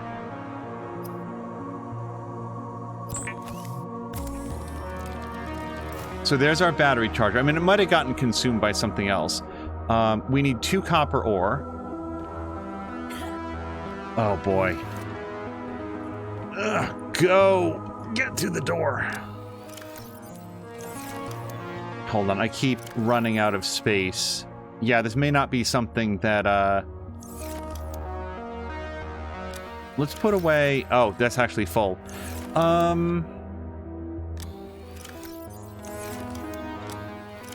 Let's put away 2 of these, Nutrigrain bars. Mark says, I believe it was when they changed... oh, how many followers? That was about, McMaster. And hello to, Moo, who says, hashtag need more labels. Always. Moo, we did put up some new labels in the... hold on. Let's get another piece of copper. And I'm going to need more titanium than I actually have on me right now, but let's get this stuff... as much of this stuff as we can do. And it's not going to be as much as I want. It's just the way that it works. Okay. So, in terms of location, I'm feeling like the, you know, maybe here-ish would be where our multi-purpose room goes, if we can.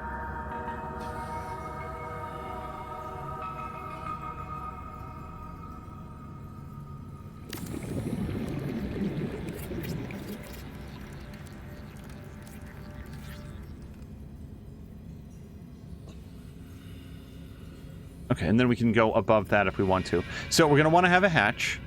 That's what gets us inside. Now, once we get inside, we're going to want to have the reactor. That's going to be...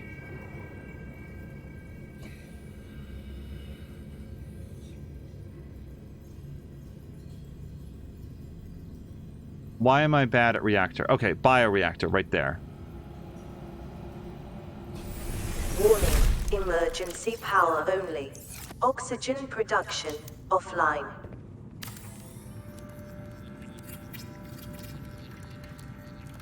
Okay, so we can feed that some goo. We don't need it right this second, but yeah, I definitely want to keep one eye on my power and stuff. So we need the wiring kit for that. Really could have sworn I picked up the advanced wiring kit that I saw in there, but I guess not.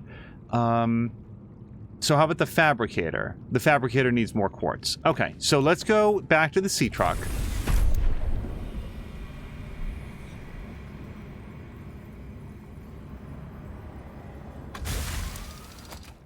Okay, and now let's check off the stuff that we already got. We got that, that, that. So we need this stuff here. And then, yeah, we probably want to do the scanner room as well.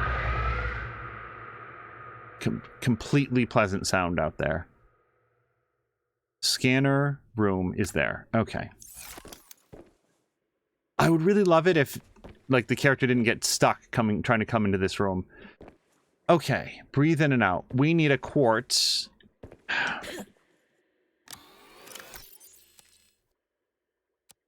Both wiring kits.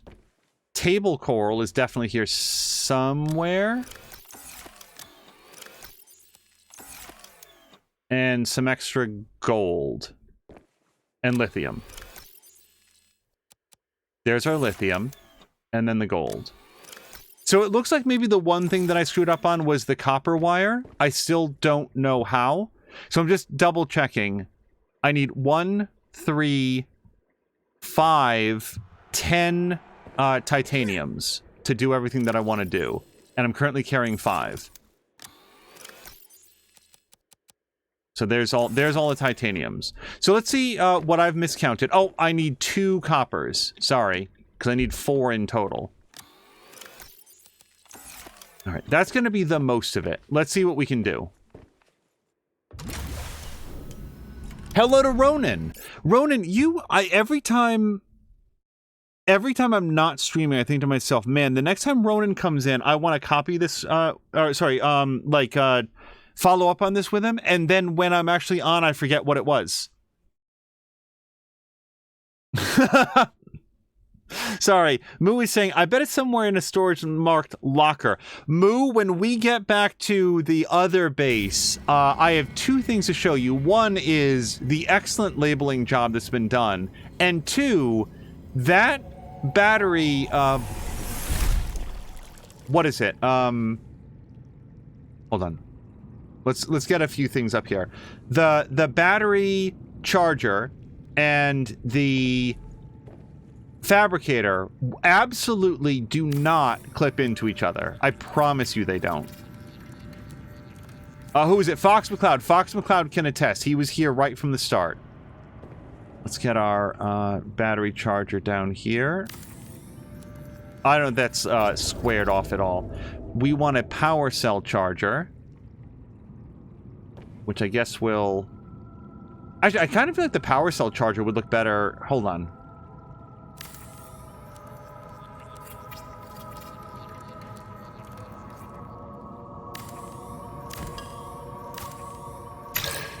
Can we put the battery charger... I feel like we can't... Oh, yes, we can. All right, so let's put the battery charger right there. And then we're going to put... Oh, I also almost drowned, Moo. So, the screen blackout. It came so close.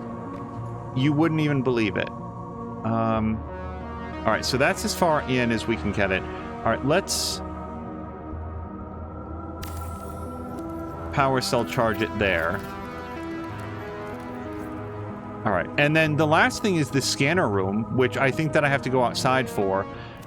Before I do, can we get the lights on?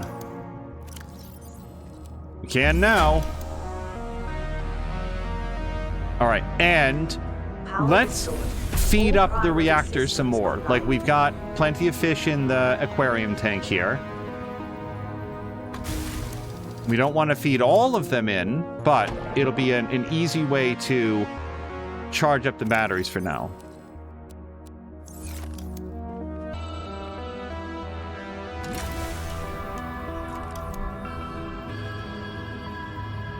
Oh, and while we're out here, here and scanner room.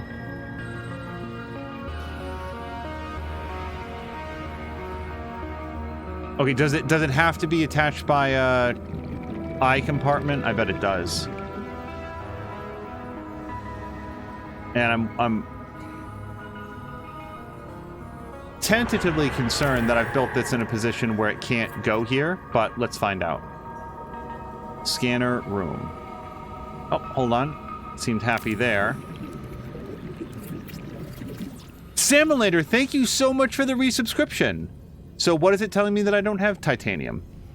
Salmolander, hold on. Seriously, thank you very, very much for the resubscription.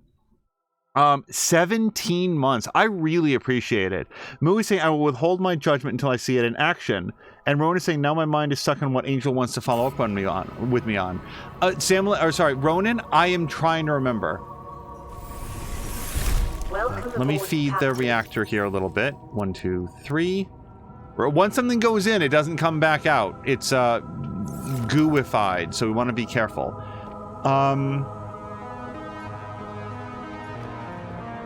I need titanium. That's not in this room, but go get some more out of the sea truck.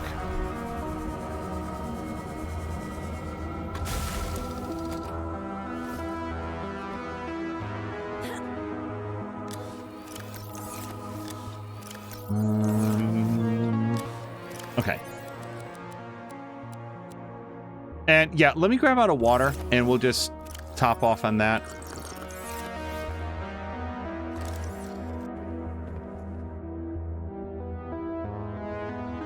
I have a peeper snack. And yeah, let's actually use our brand new fabricator in the thing, because remember that when we print things inside the sea truck, it does drain those batteries. I can charge them up now, which is why I wanted to bring that. Okay, so we don't have the highest base strength. I really didn't bring in any reinforcements, which in retrospect, I probably should have planned for at least one, but I gotta say, this is more successful than the last time that I tried to do a base like this. All right, kyanite. Load it up. That's one of the things that we're here for.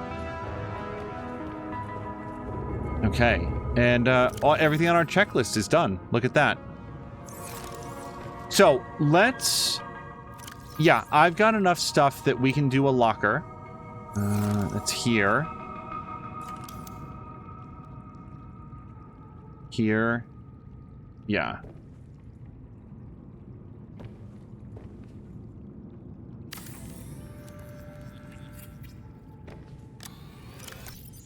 And I don't know that I have a label for this locker yet. Right at the moment, it's just sort of like general goods.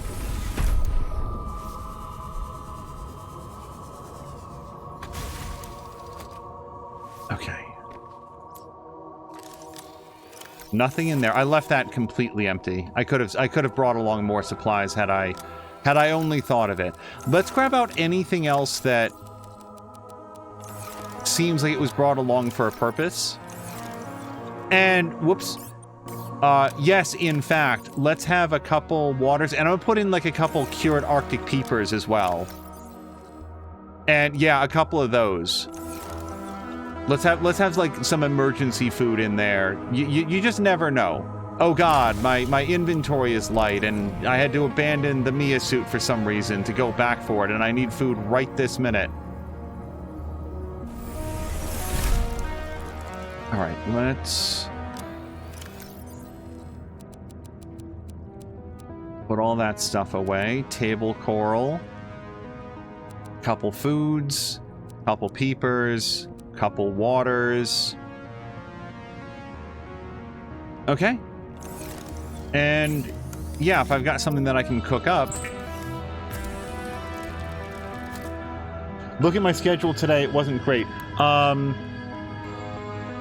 No lunch. Oh no. I will share, and this is something that I've talked about, especially at work. There was a period in time when I went for the greater part of a year without any lunch, and it was called COVID time. Like, that's my job was go into the office, sit down, pick up the phone, do that until like 3:30, 4:30, 5:30, like whatever it took, get up and go home. And that was getting the place that I worked completely transferred off onto work from home for their own safety. And that went on for months. Okay, so I can tentatively turn off the beacon for now. And then, yeah, the camera drone we can turn off. I don't want to turn off the Sunlander one. And I don't want to turn off the markers that we haven't actually been to, although those might be the next thing we do in this episode. But what I really want now is the kyanite. So, yeah.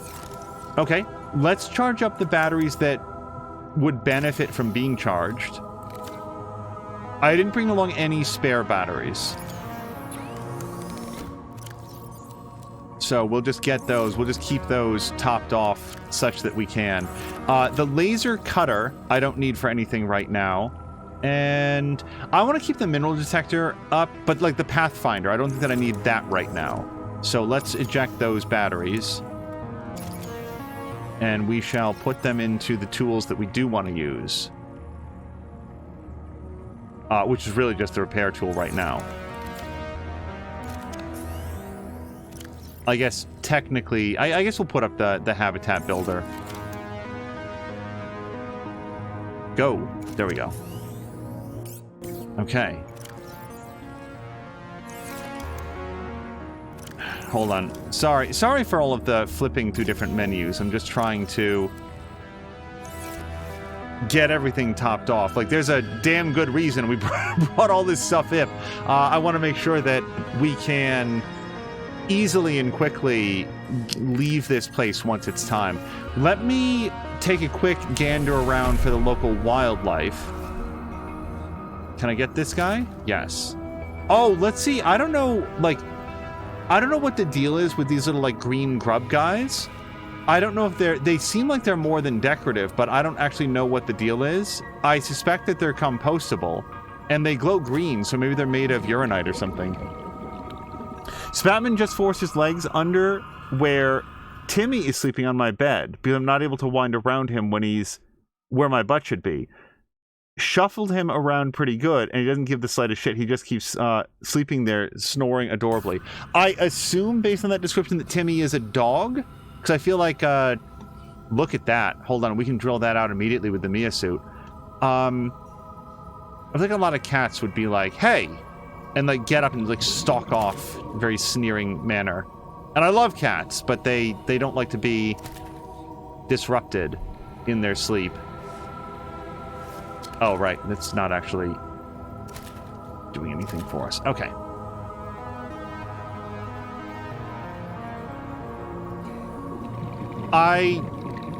Oh, the lights in the Sunlanders. Why is that lit up? I don't know if that drains the battery, but I do want to, like, just change it.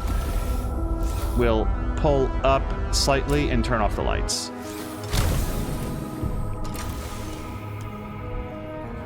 And I'll tell you what. Yeah, let's... Yeah, hold on. I was actually estimating low. A regular power cell is 200 points of power, and ion cell is 1,000. So, yeah, it's really good. Let me grab that. Let's make a pact that I'm not going to leave here without putting that back in. But we'll put our brand new ion charger to use. Okay. Let's put in these rock grubs. They are inedible. And the red feather fish. That's going to keep the lights on. We'll make some water. Timmy is a cat. Wow. Ronan says, I wouldn't make it months. I was surprised at what I was able to accomplish when it came down to, well, I could take a break and go get food, but what if that's the decision that, you know, gets me COVID today? What if that's what I, you know, because I didn't want to wait a little bit of time, that things go bad. So let me just hit save. And then, you know when that turned around was upon getting the first round of vaccinations. Then I was like, okay, you know, going into places isn't going to be a big deal. So I'm going to go get some kyanite and some titanium because there's some directly below us. And I'll probably just bring the Sunlander down a little bit closer to the base.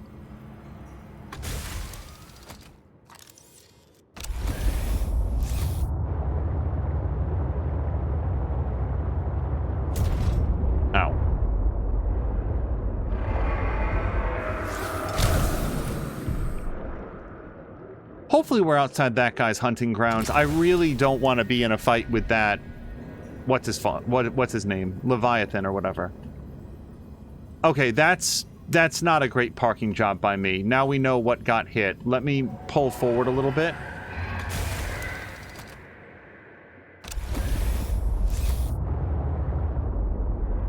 It should be enough. Let's look. It still seems to be a little close. Ronan is on his way to pet the cat. Not even about going out to lunch. I just meant taking your hour.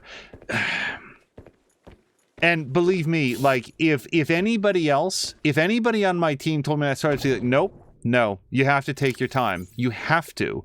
It's how you avoid getting burned out. It's how you stay fresh. It's how you continue to, like, give the best assistance that you can for, like, the work that we're doing. Welcome aboard, Captain. Okay. Let's go get some kyanite. Are these ribbon plants as well?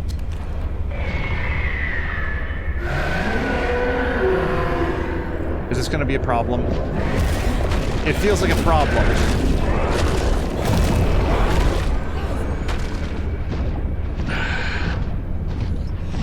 I guess it's better than attacking the base.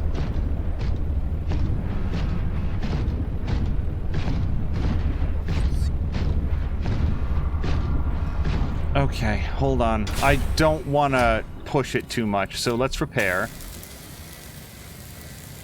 Yes, Lovely Shadow King says, that thing is terrifying.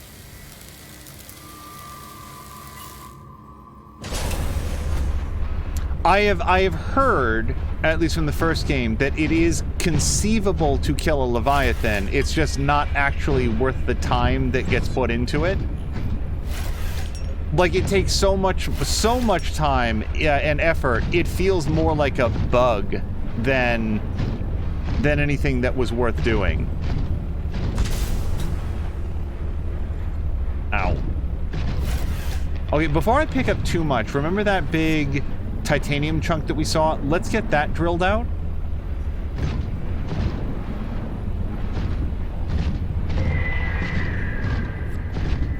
Because we're going to need this to put up the lockers for anything else that we find in the area. Ronan says, why did you choose to live in this neighborhood? Okay, look. Oh, whoops.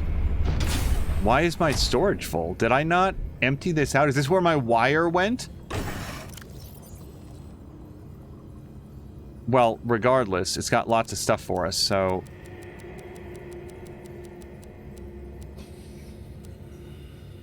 Okay, hold on. Let's go back in. What I was going to say is that, look, the local residents might not be the most welcoming, but you can't beat the scenery.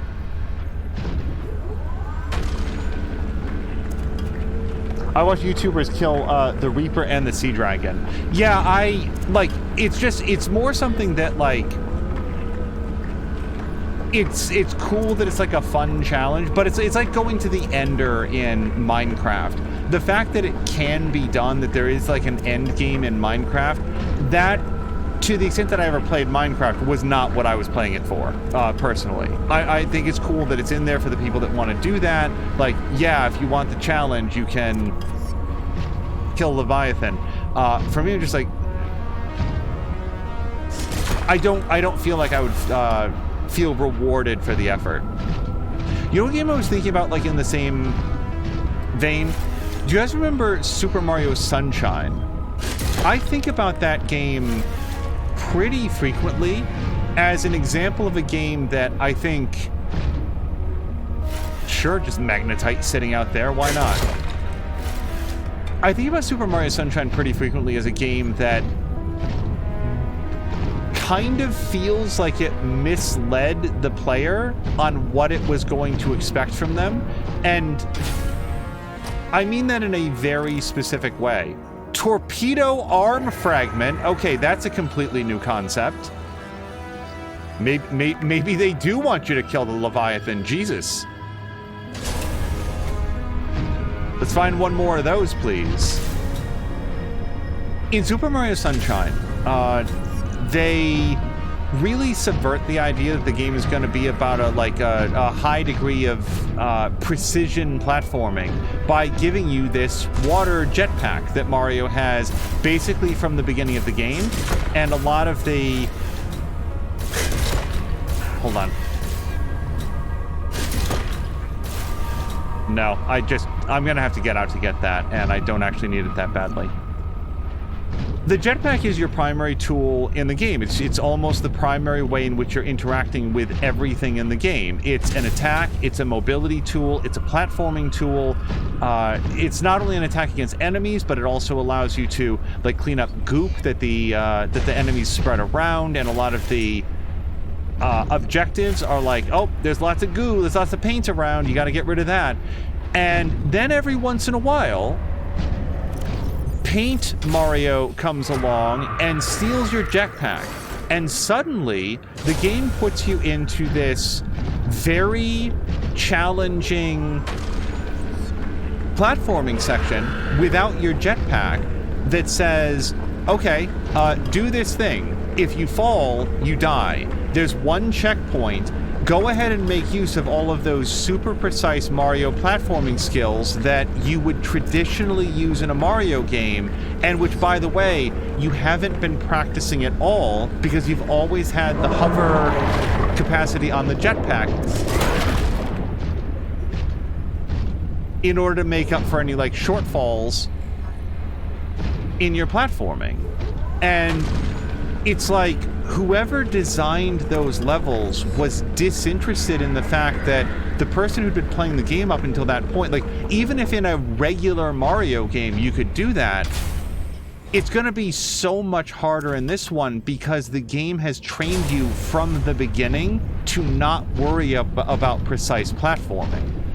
And of everything else in Mario Sunshine, like, if the one change they made to Super Mario Sunshine was like taking those levels out or making them a lot more optional than they are, like maybe making that end game content, I feel like the game would have been a lot better received. A lot of the feedback that I've ever seen about Mario Sunshine was about those levels specifically, and they're very tight and well designed if you're willing to put in the effort to, like, learn how to do it. But man, it's kind of miserable to do that when the whole rest of the game has trained you not to care about it. Okay. Okay, hold on. There's a couple things. I picked up a lot of new stuff. Let's start organizing stuff. Let's go here, and we're going to put up a brand new locker. It's terrible. I hate its placement. No. We want regular locker. Like, well, we'll pretend that that's squared off the way that I want it. Maybe another locker?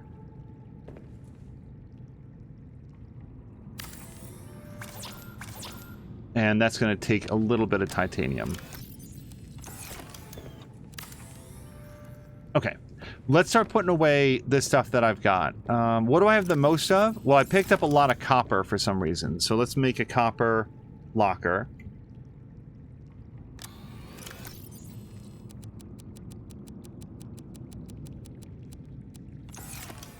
And then the rest can just be miscellaneous for now. And let's go get everything out of the Mia suit. You can kill any of the creatures, but the game never rewards you for killing the big creatures. I'm not sure it ever rewards you for... I mean, I guess it nominally rewards you for killing some of the, like, sharks and stuff in that they stop bothering you. But, yeah, this game is never about, oh, I beat the boss, I defeated the enemy. Not that I've ever seen, anyway. Okay, so we're going to go put away a lot of this stuff. So this already turned out to be a more lucrative mining base. I thought I was coming down here for kyanite and spiral plants, but look what we've done. Let's... Yeah, so the titanium, let's put that into its own container. And so we've got copper, titanium, and then the rest.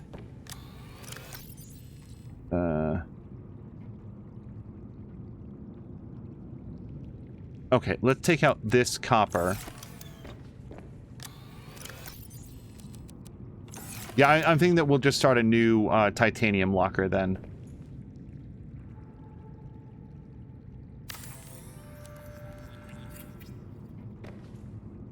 Wow, except for the fact that it's slightly higher, that's almost even.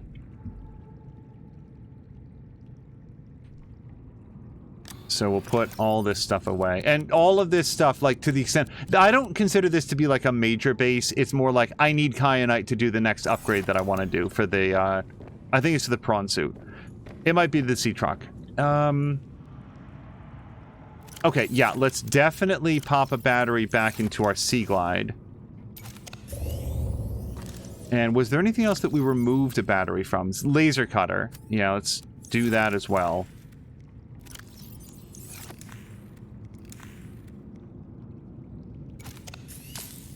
Okay, and I didn't bring down any extra batteries. The Pathfinder was the last one. So we'll put that in as well. Sorry, that. That. Alright. Yeah, it's just... Mario games are typically... They're so tightly designed. They're so thought out. They're so planned and play-tested and worked on and workshopped that to have something like Mario Sunshine that seems to have a real divide between what the game seems to want you to know how to do and then what it... Well, okay, so between what the game has you doing and then what it expects you to have, like, magically learned how to do as you've gone, it's one of those things that I've always been a little bit curious about. It's kind of like learning that the original Mario 2, like the Japanese Mario 2, was horrifically difficult. Like, just incredibly challenging and punishing in a lot of ways. And that's so the opposite from, like, every other game that Shigeru Miyamoto has ever done. Did he feel like... Was there some sort of pressure coming in from someplace to make something harder to cater to, like, hardcore Mario enthusiasts? Was this at a different point in his career where it's like... just looking at the art of game design in a different way and being like, oh, well, if they liked challenge, then they'll like it more challenging, and then thought better of it later on. Kind of curious about that. It's Luke Duke. Oh, I'm not sure that I ever had a chance to say hello to It's Luke Duke, but he says bye and good night. Luke Duke, have a great evening, and thank you so much for hanging out for a bit. I'm specifically looking for bladderfish.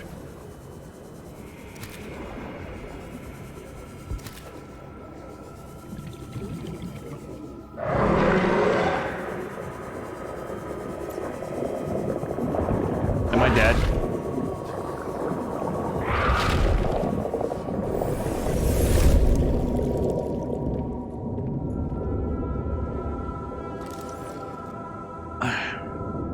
I thought I was far enough outside this thing's hunting grounds that it wasn't going to bother me, and that doesn't appear to be true. Oh, wait, was Moo taking off? Hold on.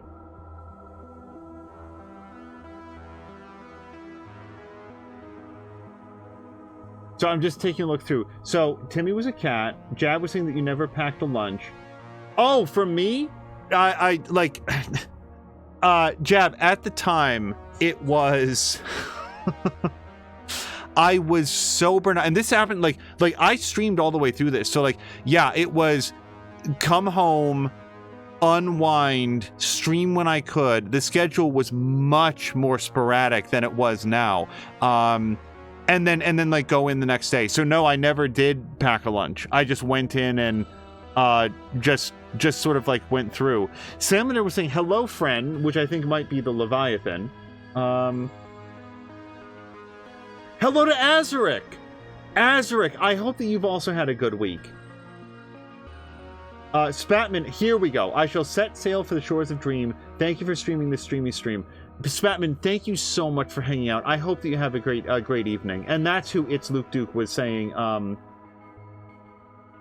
saying goodnight to. But wait, did Moo... Hold on. I was saying hello to you and Az, and goodnight to Spatman. Who's on first? Okay, we're all up to date. Let me hit save. Let me have a water. Somehow.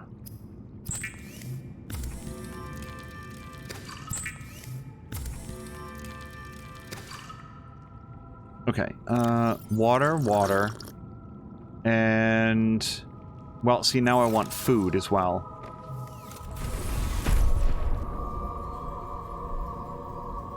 I don't think that these red featherfish, even when you cook them, I don't think that they're that good, but they're a touch better than starvation.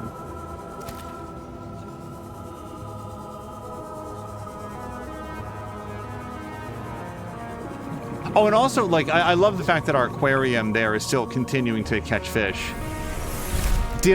Hold on, I should check the Mia suit to see if it got damaged by the Leviathan. It kind of looks like it's in a different position, and that doesn't make me feel good.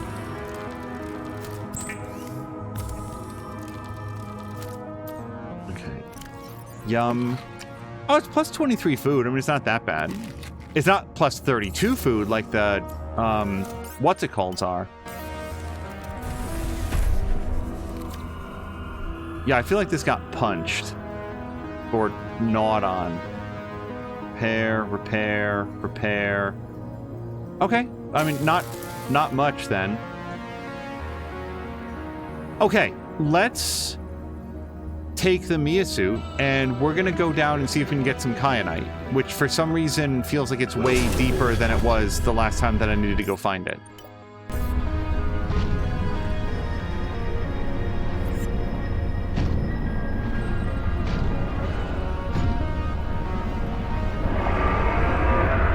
I'm trying to get down into the trench where it can't. Hopefully it can't get us as easily.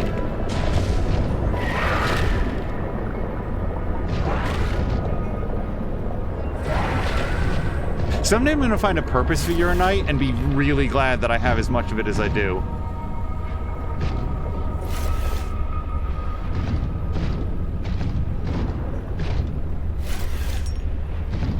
This area is like a real grab bag of different stuff. I wonder if I've got the materials here to build a range upgrade for the scanner room. That was in my head to pack for, and I was like, I can come back. I'm sort of running out of storage space. Let's look.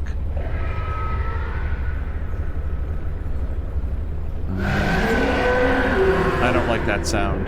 Range upgrade. Get!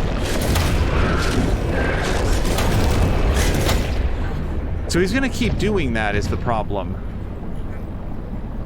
And it's lithium and magnetite and copper, so I can already do one.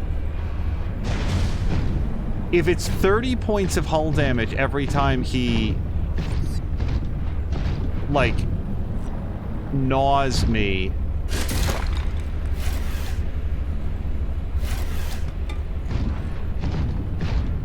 That could be a torpedo arm. It looks like a torpedo arm. Am I clear? Okay. Oh, magnetite, yeah. Torpedo arm. Okay, so let's learn about torpedo arm. It feels like this might be a good place to have something like that. I probably can't make it here. I probably have to go back to, like, the modification station. Standard payload delivery system adapted to fire torpedoes. And that is... Yeah, I think I have to be at the moon pool for that, is my guess. That's fine. Like, we gotta go back. And then we're gonna have a vortex torpedo. Generates a localized gravity distortion. Load this into a vehicle torpedo bay. Or, cloud of toxic gas. Load this into a vehicle torpedo bay. And I never found the afterburner upgrade. Not yet, anyway. Okay. Oh, we do see some more kyanite.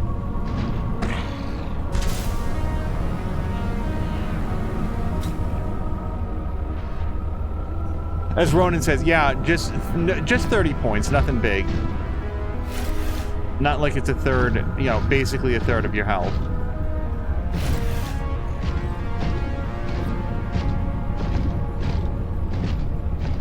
I wonder, I feel like I found this place by exploring in places that the game was recommending, but I wonder if there's an element of it, like, I sequence broke a little bit, because I do feel like I'm finding a lot of stuff that is that's about to be extremely valuable.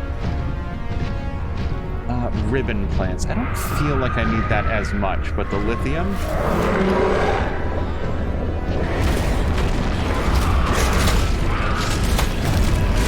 Okay, that was more than 30 points. Or it was about 30 points, I guess.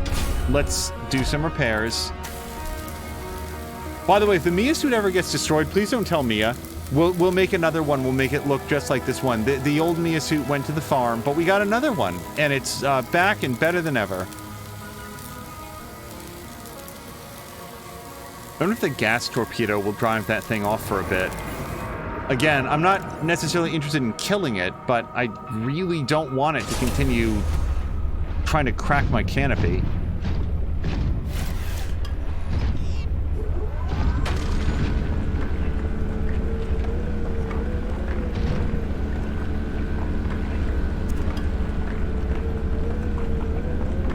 Oh, you know what else I didn't do? I didn't check the structure of the base when it came over. It didn't seem to do very much damage to the sea truck, but it might have like knocked the base a little bit.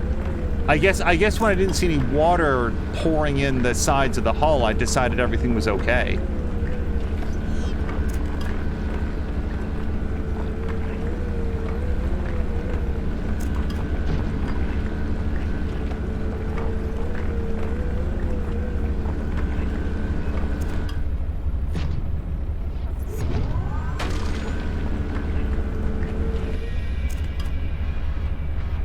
Oh, Salamander, at least, like, did you see the new announcements, the new, like, information about the OGL upgrade?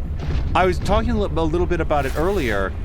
It seems like a pretty thorough walk back from Wizards of the Coast, from what it looked like they were trying to do to what they are, to what their current position is on it.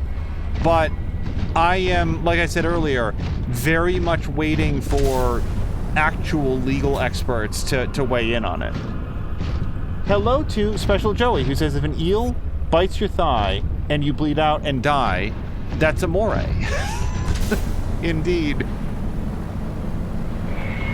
Special Joey, I hope that you are also having a nice Thursday.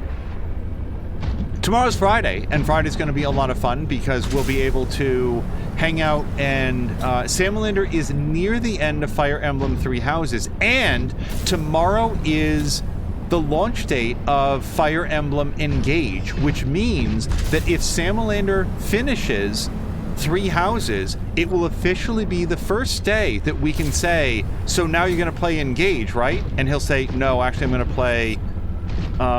he did announce... Forbidden West. And then we can say, but you want to play Engage, though, right? No, I'm going to play Forbidden West. After Engage, though, right? So we'll be able to start doing that as of tomorrow. It will officially be out. Sorry, let me... Yeah, hold on. We can get a bunch of this stuff out. Let's...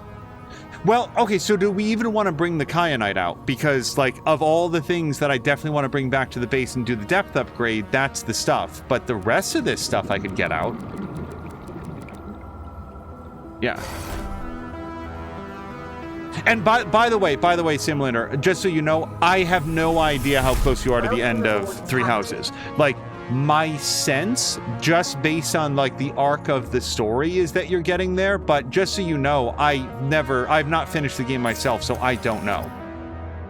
Yeah, I think that you are probably somewhat further than I am. Well, look at that. I don't want to do that now, but that's good to know. Yeah, let's...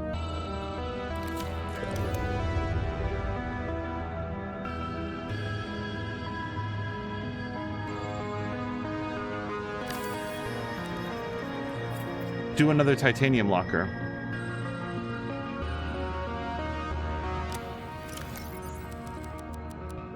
Well, hold on, let me keep out a couple more because we might be getting into some more like miscellaneous goods. Not yet. As we, you know, what we'll do obviously is the next time that I like run out of space. Okay, what do I have the most of? And then build that its own locker. That's not the way I wanted to go. Okay, so we've gotten a lot of kyanite, you know, as much as I needed. I've already forgotten. So, magnetite and copper. I feel like I've gotten at least a couple of those.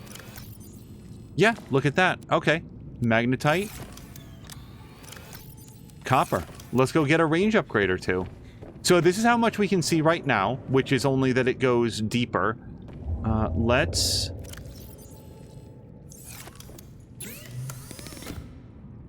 do this. Oh, a camera would be great. I wasn't even thinking of that. Yeah, hold on. We could do this. Can I right-click that? It didn't even think of... I never even thought, let's build ourselves a new camera. Okay, yeah, I need a couple ribbon plants. How are we doing on power? Not super great. Let's save it up. Let's clean out the aquarium because it's probably full.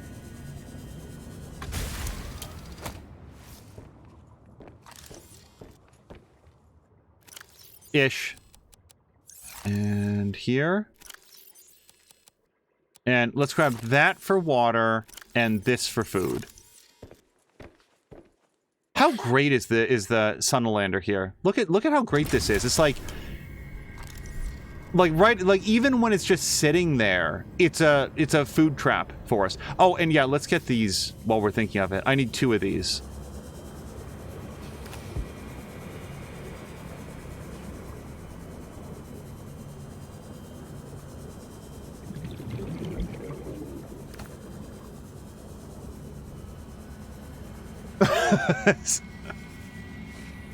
As Ronan says, wait, forbidden what? That isn't engage. Okay, water.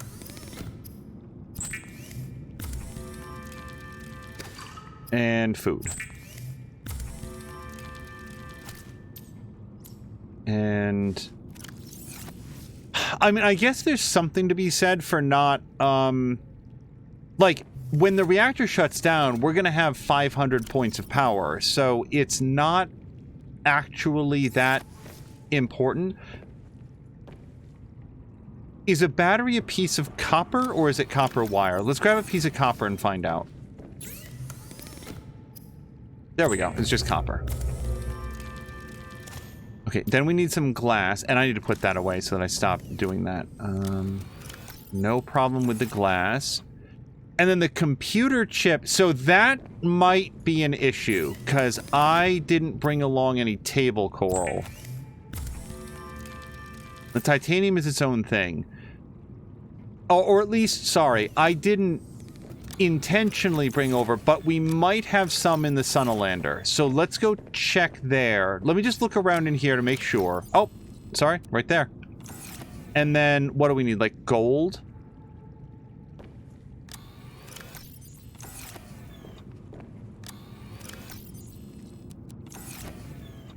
we're gonna have to double check. What am I missing then? Computer chips are the thing that always trips me up. I need 2, okay, and that's what we need the copper wire for. Okay. So, a second one of these. Thank goodness I brought extras, huh? And then the copper wire.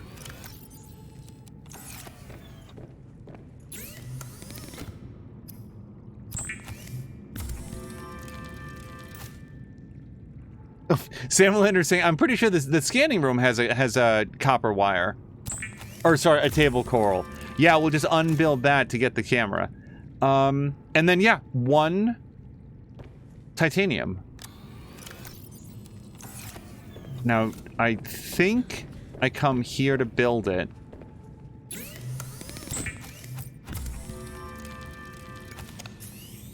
Okay. And now we just release it into the wild.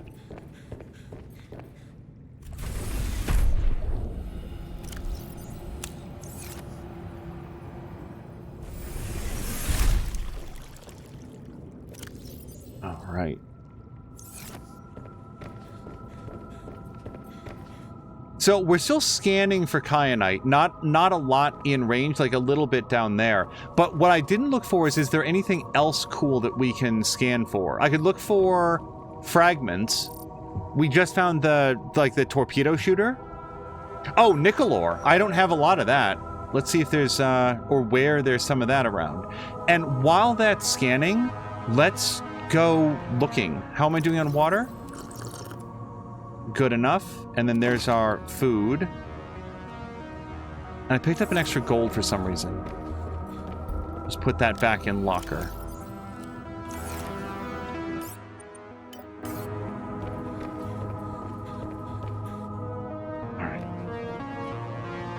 So this is going to try to connect to camera 1, but I actually want camera 2.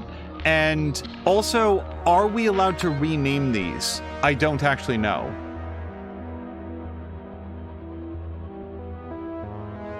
Okay, I don't know if the Leviathan is going to bother the camera drone, but let's see if we can find anything further down. I'm not looking for anything specific right at the moment.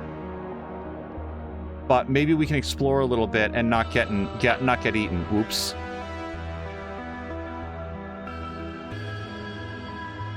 Yeah, Samliner was going to say nickel is super useful. Got a little bit of nickel, more than I thought actually. But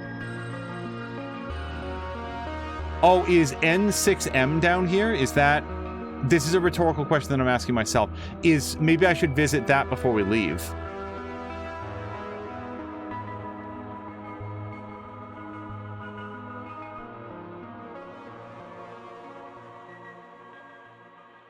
Actually, this looks closer. It's like half a kilometer this way.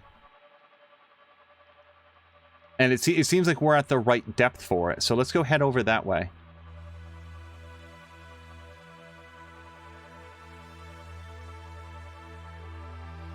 We're starting to get a little fuzzy, and that's fine.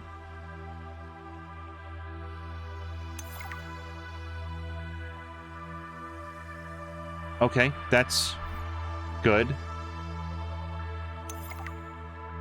Nice. So, here's an actual question, as Mia would say.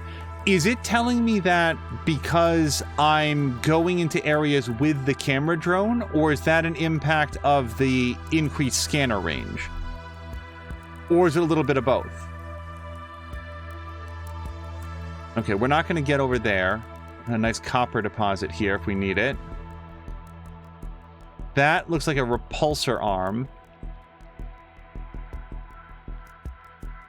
That's quartz. Increased scanner range, said Sam Lander. So, yeah, it sort of builds up over time then, I guess.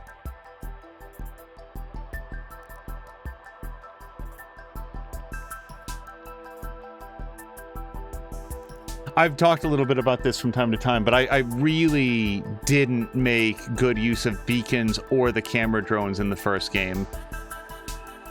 And even in this one, the camera drone fell off a little bit once I got the HUD upgrade. But when you're scouting out an all-new area, or trying to, like, find your way through, like, a labyrinth of some kind, it can be really helpful to do it with camera drones. Okay, some kyanite crystals over here.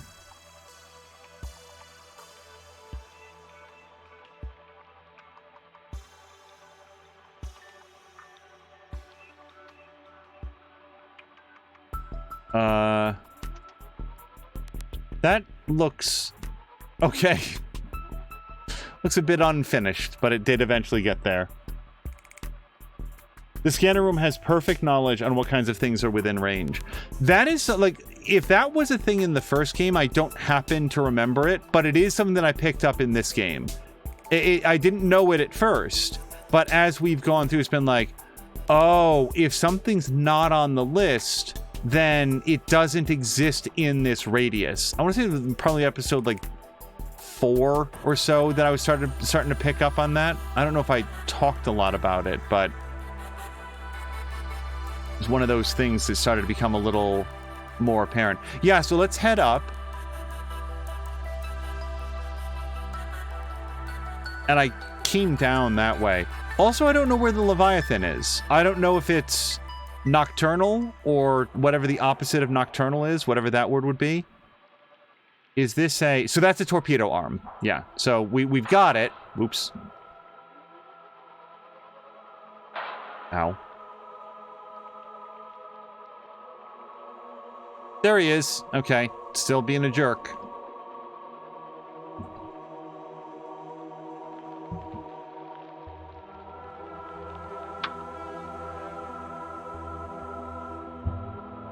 Diurnal, says Samalander. That is the opposite of nocturnal. Yeah, let's dock. Okay, nickel. Let's go get some of the nickel. And then I'll probably want to go back to the original base. And yeah, so our reactor's inactive. Let's just feed it some fish. We're fine.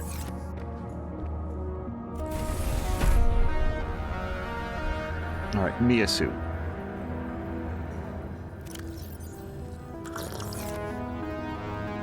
Welcome aboard, Captain. We're gonna head down over here. And I'm semi-thinking about going to one of those artifacts, or at least seeing if we can get to one. Like, the artifact body cache, I feel like there was a different way that I was starting to get close to it, but then it became too deep. Now, I don't know that that deepness would be a problem. With a crush depth of 1,100 meters, I feel like our... I was about to say our prawn suit is ready for all comers, but I can think of one that we're not ready to tackle head on yet.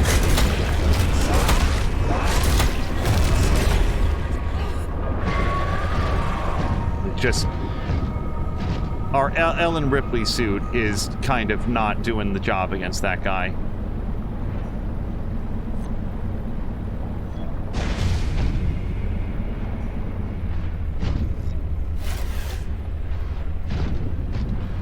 Yeah, I'm not averse to some more lithium.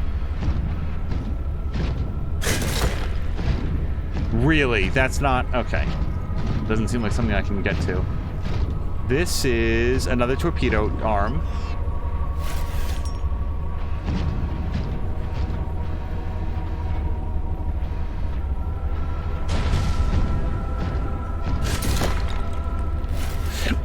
One thing that I think about, like, my niece and nephew is, like, they're now at or beyond the age at which, like, I had first played SimCity and just thought, like, oh my god, you get to be, like, the mayor of a city and you get to, like, build housing and industry and, you know, when SimCity 2000 came out, you got to, like, connect up water lines and I'm trying to think of, like, what else all was in there. But, like, my niece and nephew have expressed, as far as I know, zero interest in any game more like, okay, so my niece does really like The Sims. She does enjoy The Sims. My nephew does like Fortnite, and I will share the last time that I saw him play Fortnite, which was just this last holiday season, he was markedly better at it than the last time that I saw. And I don't mean that, like, oh, he was doing a better job of winning. I mean, he was playing Fortnite, not running around and just doing whatever in Fortnite, which was how he used to interact with it. Now he was actually, like, executing on a plan and trying to progress and, you know, working with a teammate and stuff. So it was a lot different than it had been. But one thing that I haven't seen from either of them is just, like, an interest in additional genres outside, like, the one or two that they seem to like.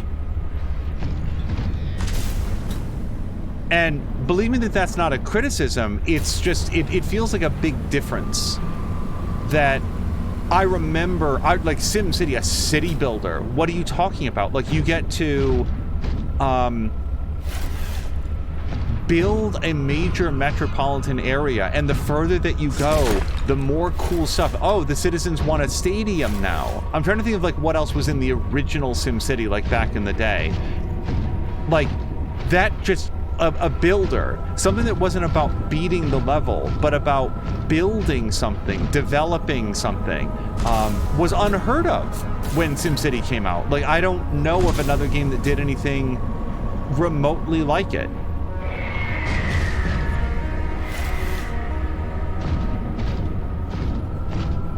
And now there's things like City Skylines, and like my niece and nephew just... I don't know if they've ever played it, but they've never expressed any interest in it.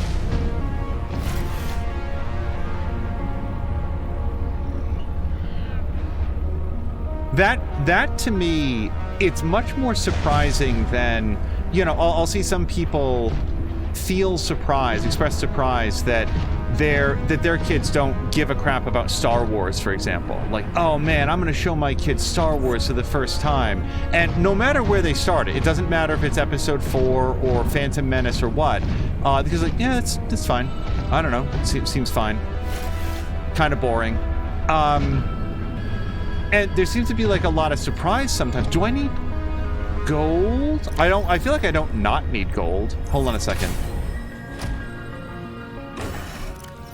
Yeah, let's take the kyanite. Let's leave in there, but a lot of this other stuff, like the rubies, let's take that, the uranite, the nickel.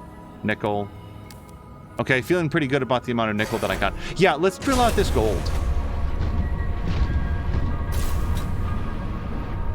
But the difference to me is, oh, the kids today don't like the exact things that I liked. That's fine. Like to me, that's nothing. You know, why would kids today care about Ghostbusters Afterlife? If they saw the original Ghostbusters, it was old and boring and slow and had terrible special effects. Like, that's their experience with it. So why would they care anything about a new Ghostbusters? What's surprising to me, though, is the overall lack of interest in other genres at all. Like, I guess my nephew like has developed a taste for horror. And did I ever ask this on stream? Hello to Jägermeister. Did I ever ask this on stream? I know that I talked to Mia about it. My nephew insisted at, I want to say it was Thanksgiving, but it might have been Christmas, that he had seen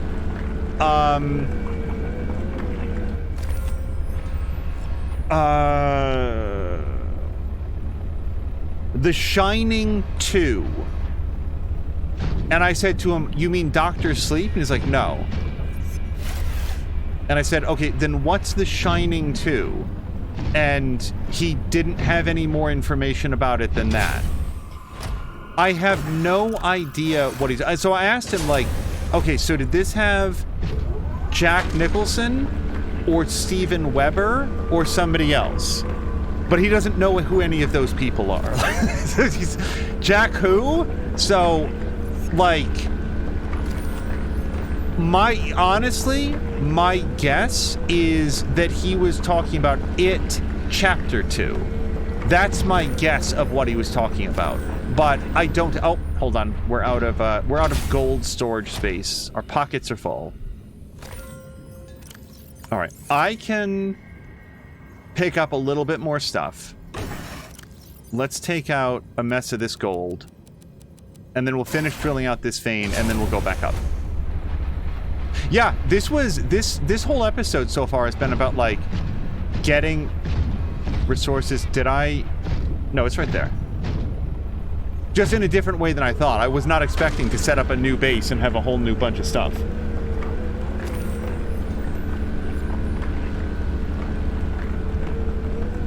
Wait, Samalander says that I'm completely ignoring large kyanite crystals. Am I really? Hold on, you're making me think that maybe there's like large blue kyanite crystals that I can drill, and I will absolutely go look for those. Although at the moment, I'm feeling like not bad about the amount of kyanite that I have. Oh, is this a kyanite crystal? Oh, it is! Thank you for calling that to my attention. I would have felt really dumb if in 5 episodes I was like, I don't have enough kyanite.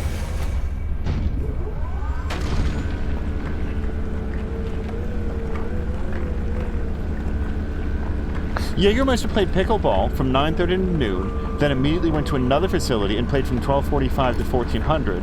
Got a shower and lunch, then went with parents to advise a local facility. Hold on, just making sure that I'm not drilling this down for no reason. Storage has no room. So I do value kyanite more than I do titanium, for example. So let's grab that. I do feel like that's enough, though.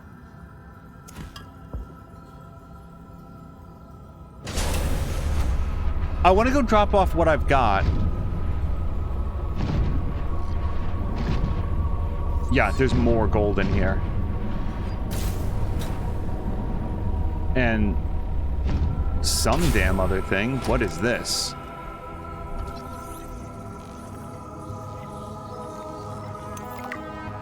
Polycage. Bioluminescence caused by the chemical reaction between light-emitting molecule and a particular enzyme.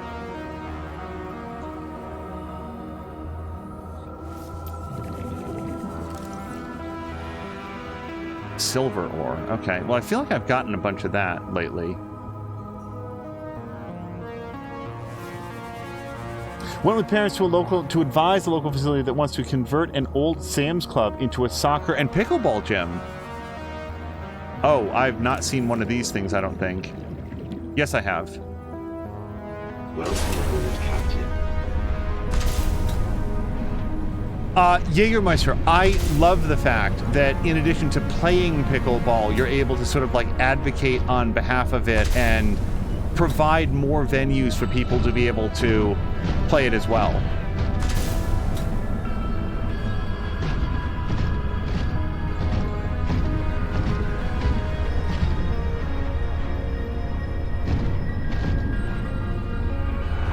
All right, yeah, we're gonna sort of start heading back a little bit. If I come across any... Oh, I could really use that fish. Let's just head back. Damn it, I could really use that fish too.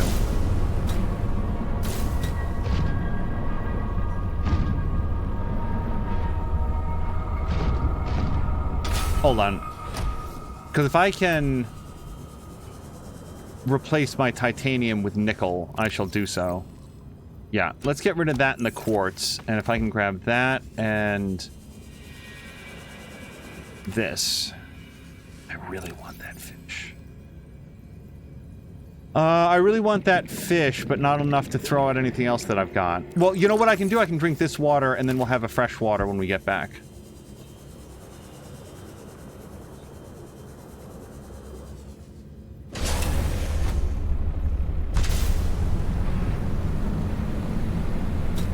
Fox McCloud, well, hold on. Jägermeister is saying, initially they thought we wanted to lease it from them. We explained that we were only here to advise them on possibilities and what players would like versus what would be a mistake. And hopefully that advice was, you know, will be taken to heart. Huh. This is interesting. I don't have a direct path back to the Sunalander. I've accidentally gotten myself into a weird cave. So I guess we'll have to find our way up and out.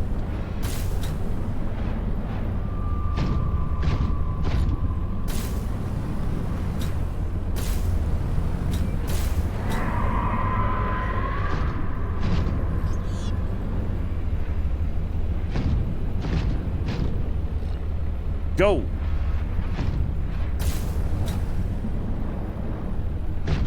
Man, it hurts me to leave like that lithium there. It's like I don't even have a particular need for it, except that I know that it's a key component of like the... What is it? The ingots. The plasteel ingots. That's what you need it for, and at least one thing that I saw is like, oh, you need 2 of those, which is kind of expensive, and I'd like to have the lithium in addition to the titanium to do it. But yeah, this place is filthy with items. Upgrades, materials. Okay. How many arms have you lost today? Alright.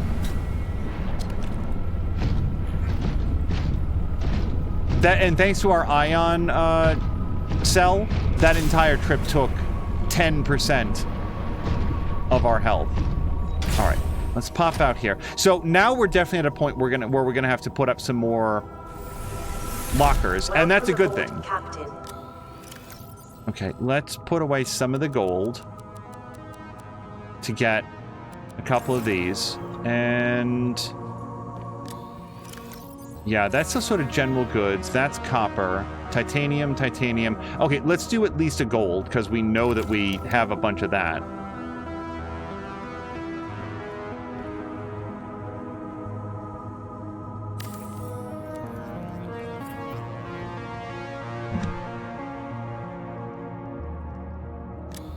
And wait.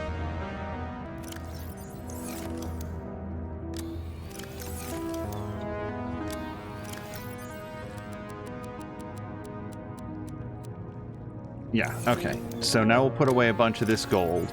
And I also came back with a lot of... Well, not a lot. Let's go see how much it is.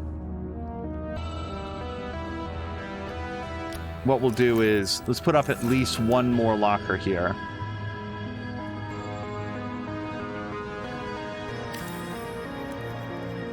Okay, that's too close, though. I hate it.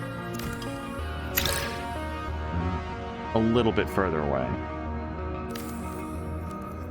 And now it's too high. God damn it.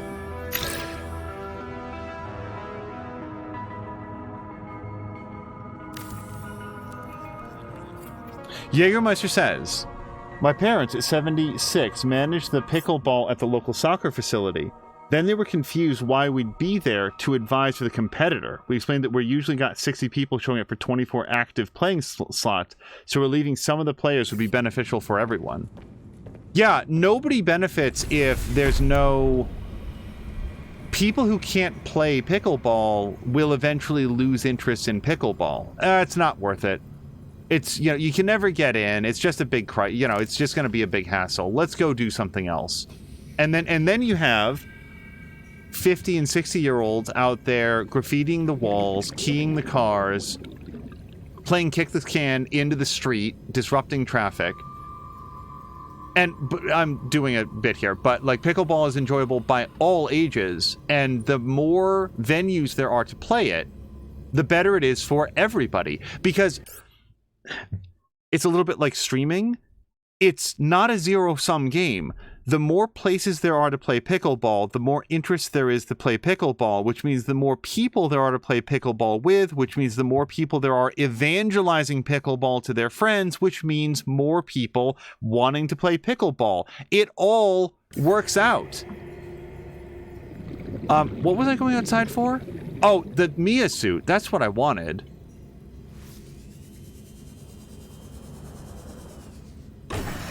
Yeah, let's get out the rest of this gold. The kyanite I'm going to continue mostly just leaving in here. The nickel and the kyanite I'm mostly going to bring out of here, I feel like. But the gold, and put all that away.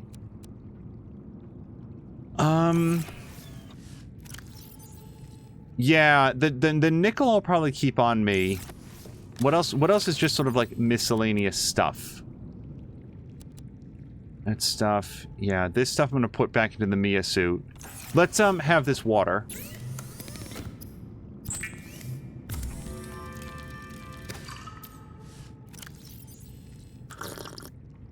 And technically I could have a snack. Yeah. Okay. So before I go back up, I do kind of want to see if I can get to that. That's a kilometer away, so I don't feel like it's part of this cave system. That's closer.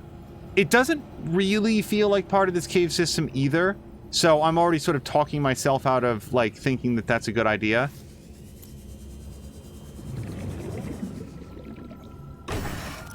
Like, going to it is not a bad idea. Going to it directly from this location feels a little bit like a little bit of a waste. Let's...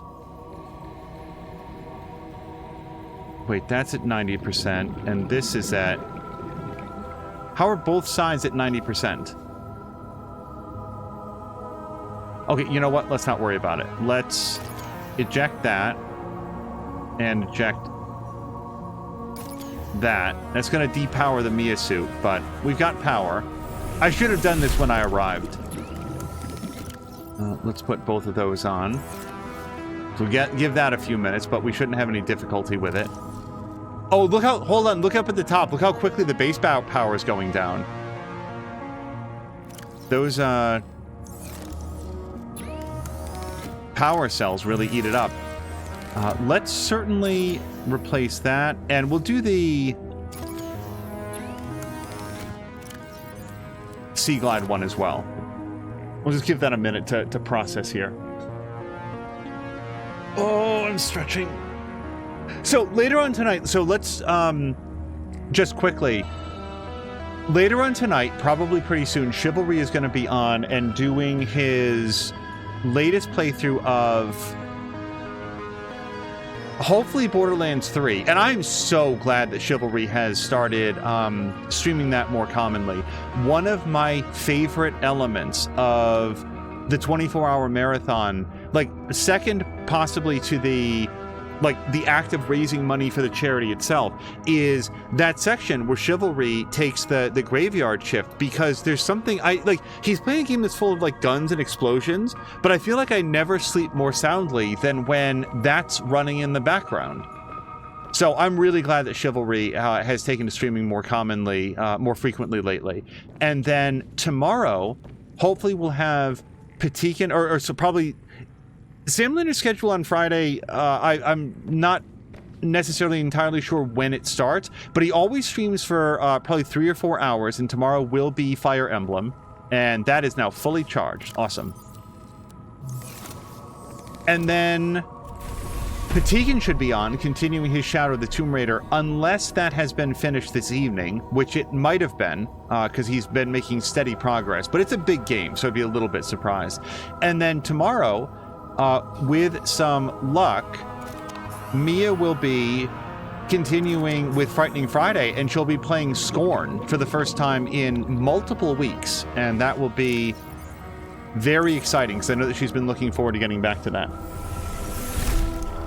And Jägermeister was saying of the 2 cracked arms, someone has been very disarmed today.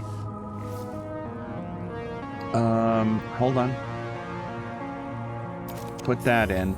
Yeah, I just want the repair tool one. We can give it a second. It doesn't have to be. So here's what I'm thinking.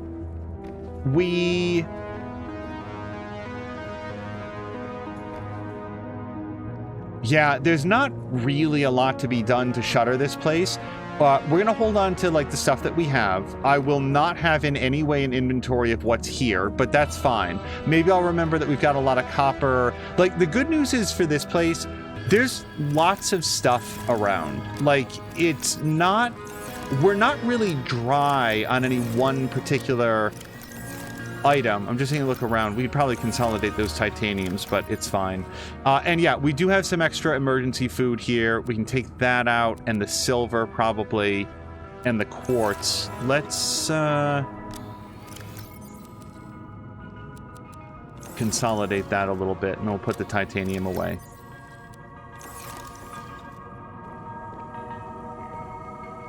%. I'm a big baby. I'm gonna wait for just another few seconds. And fingers crossed, if possible, it would be fun to do another short stream ahead of Mia tomorrow. And if I get a chance to do that, it would probably be Anno 1800, because it's such a great game to jump into for like 90 minutes, 2 hours, and then be able to raid out to somebody. Okay. I am a little peckish, so let's just see if the Sunlander has picked up any fish for us. And yeah, we'll dock up the Mia suit as well, because we're basically about ready to head out. Things, one thing that I'd like to do ahead of like wrapping up, I would love to go back and get the depth upgrade for the sea truck. Okay, now can I do this without banging up the back end? Let's try to... Yeah. Hopefully that went smoothly. And... yeah. let's just grab... Look, we've even got bladderfish around. Not all the time, but they're sort of in this area.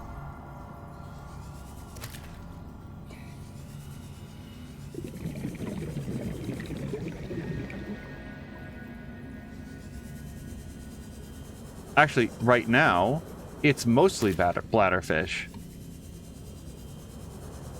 Found a couple more, though.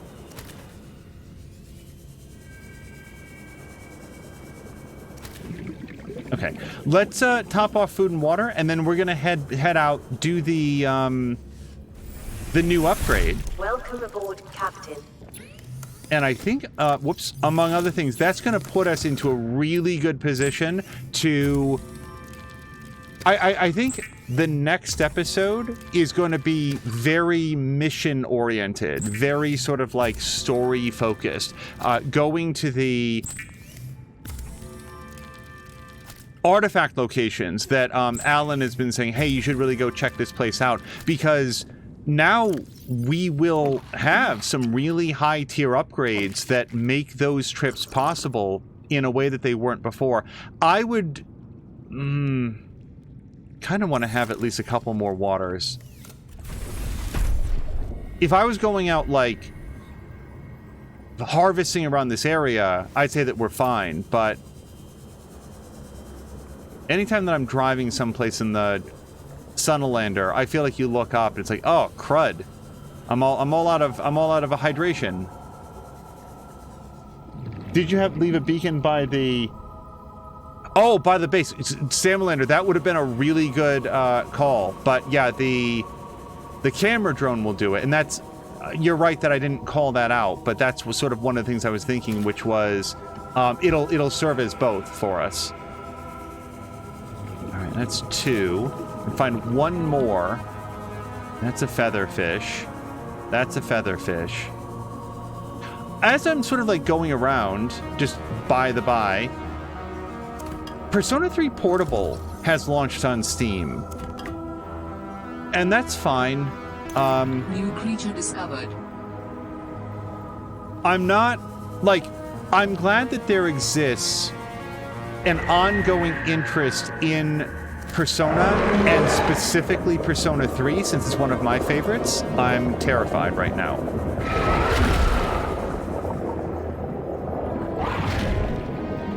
Man, fuck that guy. It's difficult for me to not be bummed that it's not Persona 3 Fez. I know it's a PlayStation 2 game. I know that PlayStation 2 games are notoriously difficult to port. It's just Persona 3 Portable. Oh, and I also know that Persona 3 Portable has the female main character. Like, it's got a whole alternate path through the game, and that the FMC, as she's frequently called by fans, you know, went on to be like a canonical character in Persona Q2 and stuff. Like, and I love that. I love those elements of it. The thing with Persona 3, it's a bottom feeder and it tastes like it. Ugh. Hold on. Let's see what, if anything, is good for. Cooked triops. Actually, almost as much water. More water than a lot of other cooked goods. So I will eat that. And I guess we'll save our waters. Let's put away a little bit of extra titanium. And the lithium, I guess we'll just put into our generic locker for now. Along with the uranite. Yeah, okay. Let's get out of here. I'm going to save it. Persona 3 Fez has one thing about it that I think that I think just kind of makes it not as good, not the preferred way to play for me. It's got lots of other upgrades, lots of other neat stuff. You can order your party members. That's fine. And I can't rename this at all, can I? It's just going to be Camera 2 forever. Yeah, okay. The specific thing about Persona 3 Fez is that unlike regular... Sorry. The specific thing about Persona 3 Portable unlike Persona 3, Persona 3 Fest, Persona 4, Persona 4 Golden, Persona 5, is you don't walk around the world. And if you didn't know this, you would be forgiven for not realizing it from the screenshots, because it does not make that clear. I also want to stress that if your only exposure to Persona 3 is by way of this sort of like menu and cursor system that they use, you may not ever miss it. Like, this might be an issue that's only for me, but in all of the other games, when you're out and about on the town and you're going around and talking to people, your character is physically presented on the screen and you're walking around in this third-person view, and you walk up to characters and talk to them, and they do their JRPG, you know, say whatever their lines of the day are, and their dialogue adapts and changes and grows over the course of the game. I am relatively certain that I've been here and that I've already scanned this.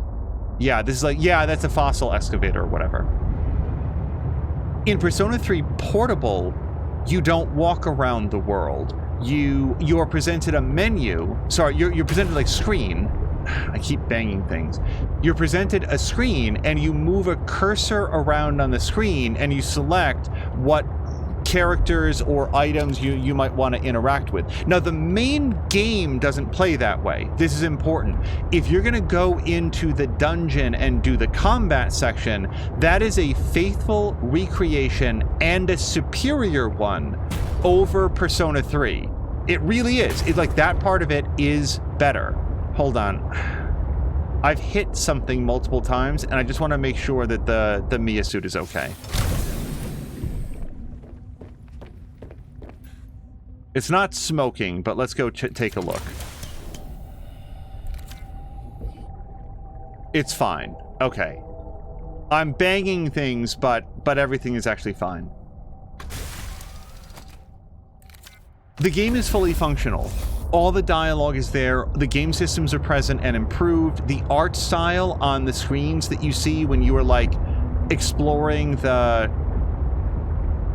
What do I want to say when I say the world? Like the town and the surrounding area, the city. But what... The thing about it that I dislike is that it doesn't make me feel as connected... Hold on, actually, I think that is our best waypoint back. It doesn't make me feel as connected to the world. When you're walking around in a physical 3D space, you get a sense for... You're at ground level. You're seeing everything. You're seeing the buildings rising up around you. You're seeing the storefronts. Even if you can't interact with them, it feels a lot more like a real physical space. And when that is flattened and put over there and marked with like a menu, it makes it feel more remote. It's not... You don't feel like a resident of Iwatodai? Is that... I think that's the name of the place. I don't remember. It's been a while since I've played Persona 3. And that's a bummer. It's like, if they took everything about Persona 3 Portable, but also faithfully recreated the 3D environments for the dorm room, for the school, for the surrounding environments that you go to visit, it would be the definitive edition. As it is, it's the better than not edition of Persona 3. It's a very good game. It's worth your time, but it still feels kind of... and I will say, and this is less of an issue for me, personally. Did I say hello to Grumpy? Because I intended to. Hello to Grumpy. The very small number of animated cutscenes in the original release are not there. It's basically a series of, like, animatics.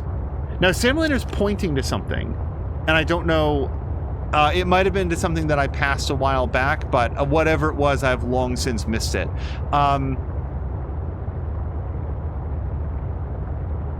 Yeah, Persona 3 had, or at least Fest, which is the only version that I've actually really played, has a very, very small number of animated little cutscenes that, to my memory, mostly played at the very beginning of the game. And I'm trying to remember if there's like a couple at the end or something. Like, they're not a really major part of it. So to me, the fact that those are not present in Persona 3 Portable is lamentable, but not really a big deal. I mean, it's fine. It really is the day-to-day walking around town is the thing that I miss. All right, so we're going to just drop off the Mia suit before we go inside. I consistently underestimate the length of this craft. All right, and now we're going to go park.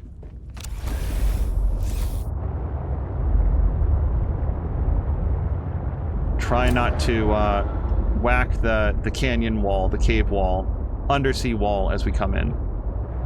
Isn't it nice to come back home and to have the lights on? Oh, points at the Subnautica. Welcome aboard, Captain. Damn it, Grumpy, Subnautica is a really good... it's a really good name! I never thought of that.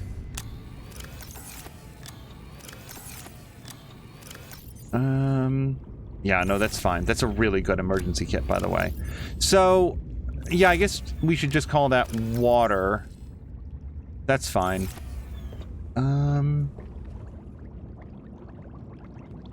Yeah, no, we're even good on water for right now. So, let me pop out.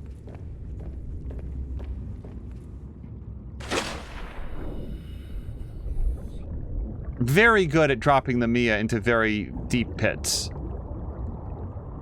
Welcome aboard, Captain.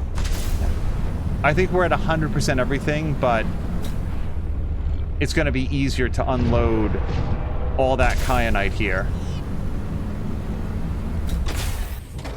Don't give me credit. Jody K came up with it when I asked Netheryam to draw a cow in Subnautica suit for Moo. How did it come out, though? Because that sounds like an awesome idea. Okay, so there's a few things that we can do here, up to and including... We have the propulsion cannon. I don't have... Oh, we don't have this. Yep, that's another thing that we can do with kyanite. Hold on, let me pin that. Let me pin this. And the next thing would be the depth upgrade for the sea truck. So those are all things that we want to do. Open storage, yes. So we're going to take out a lot of kyanite and a lot of nickel. Oops. What did I pick up?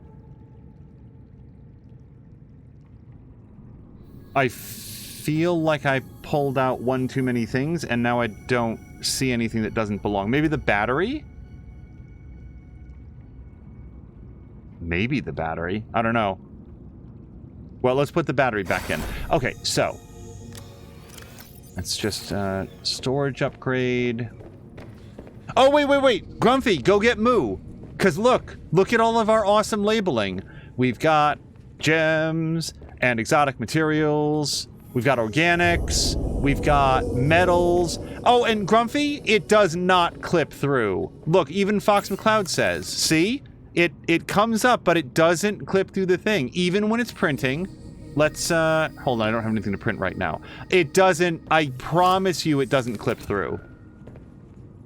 Okay, yeah, so kyanite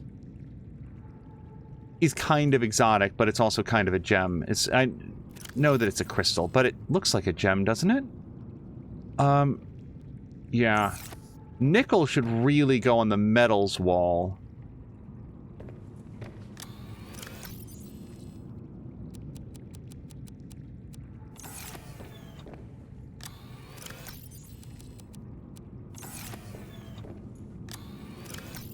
I don't think... Yeah, we can't quite fit it all in there, but...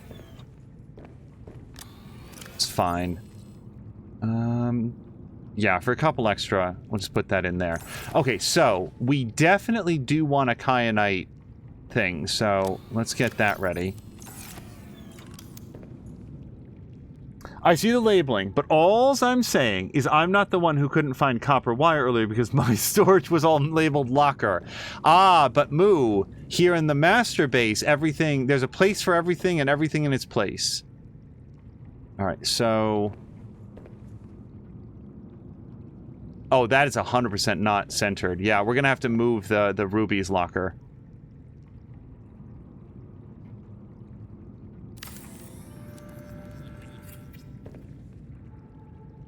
Kyanite.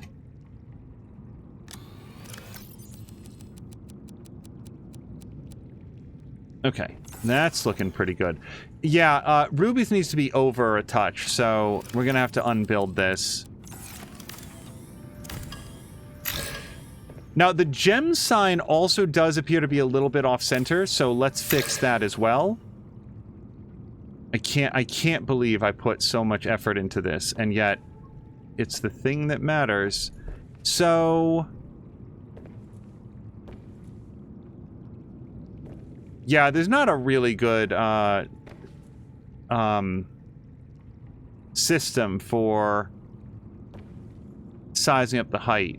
But I want to say that most of them are in about there.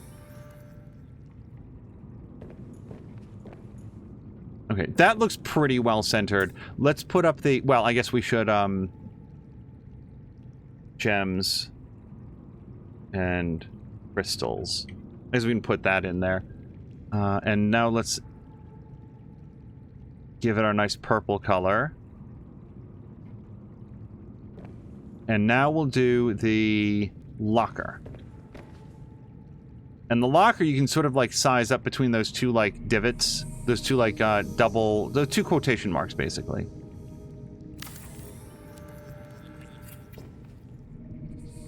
It's good as I'm gonna get it.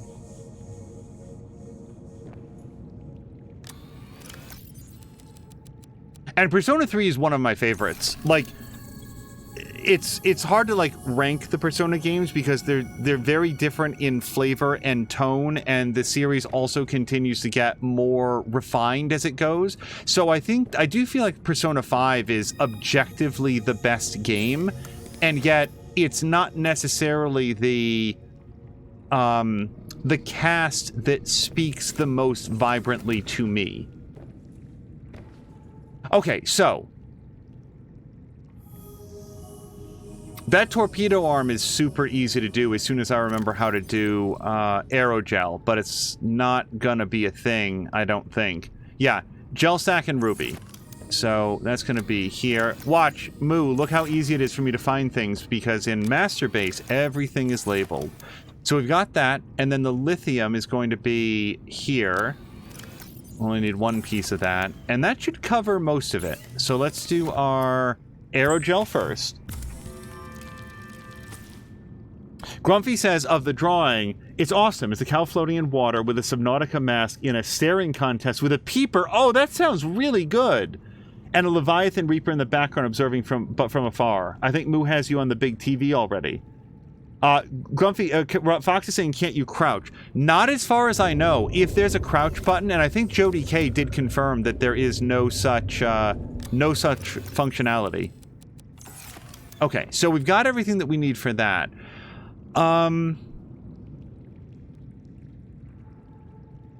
Yeah, hold on. We can easily do this other thing as well. Nickel is... yeah, hold on. We gotta rename this. Mag... Nick. Alright, let's grab 3 of those. And then 2 kyanite, which is here. And then all we need is the thing out... oh, and the plasteel ingot, which was, I think, here? Yes. That's why I built that. Okay. So we'll circle back for the thermal reactor, which honestly, right at the moment, I wouldn't even slot, but it's going to be nice to have. Yeah, let's do the torpedo arm first. And I'm going to put it away, and we're going to need to do some torpedoes for it. Now or soon. Now, in terms of the... we have to get the depth upgrade out of the truck, is what I'm trying to get at. So that does mean launching the truck. It didn't occur to me to get it out. ahead of time.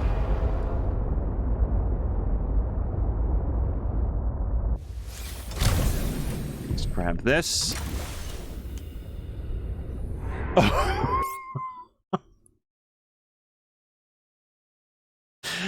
Samalander has realized something that I did not about calling this the master base. And it's probably a good idea if I found another way to reference it. Okay. Let's get over here, and we're going to max out our depth upgrade. And now we are ready to rock. Like, I'm sure that there will be more upgrades, but this does feel like end stage upgrades for the for like depth capacity at least. Which feels good, because I feel like now we have like maximum mobility. Boom. 1,000 meters. All right, let's get this docked up again. If we don't technically need to, we've got everything. Welcome aboard, Captain.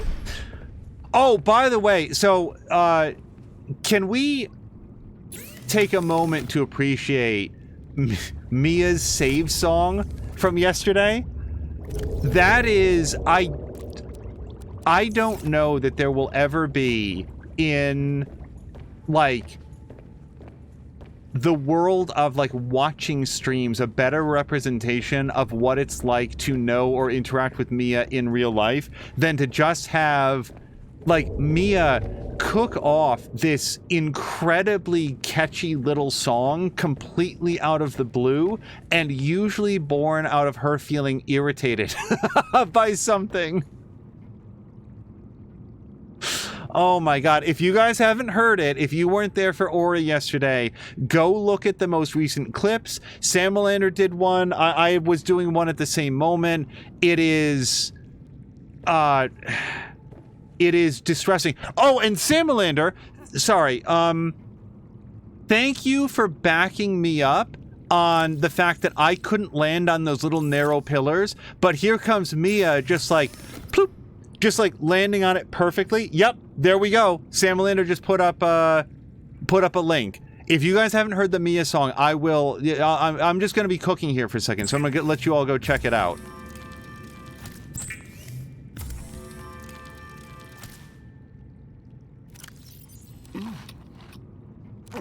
I need water. Well, I don't need water. We brought some extra, is the good news. I don't really know what to do with that Arctic peeper. Do I have space in the aquarium? I love storing like a little bit of extra food. Oh, I've got plenty of space in here. Yeah, let's put that guy away. Okay. Yeah, so we got a lot done. Like, we really did, more than I was expecting. We filled out the rest of our grow beds. We're growing the frost-based plants.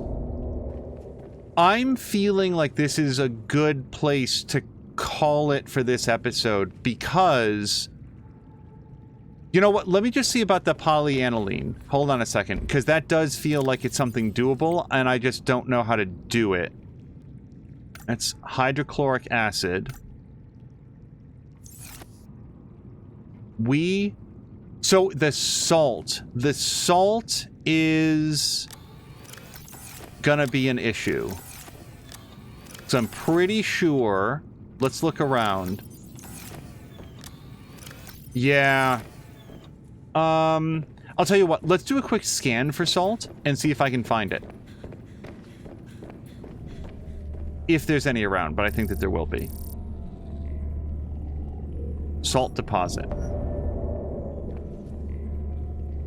Yeah, if there's salt nearby, and I mean, we know that it's in range, but if it's nearby, we would need, yeah, we need one. And there's some right over there. Let's go see if we can just get, like, a little bit of salt. Because I would... Oh, actually, we need 2.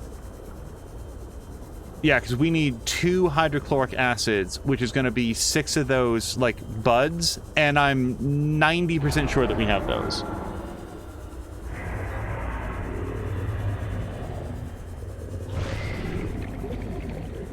Oh, and Fox McCloud says that Shiv is on. Yeah, the timing is really good. Sam Melander, I really appreciate the vote for more stream. But the next, and like, you know I don't because you've played it. My sense of it is that the next thing I go do is going to be go find, like go to the next story beat, and usually when that happens, then Alan like will bring up the next thing that he also wants to do. And I want to... I think that next episode, this, you know, as I said right off the jump, was going to be a big rebuilding episode. Oh, fuck. Duh, what's this? And just as I realized, it hatched. The people in Prometheus don't seem quite so dumb now, do they? Okay, let's just get some more salt since we're around. Don't often scan for salt, but when I do, I like to pick up as much as I can. Yep, there.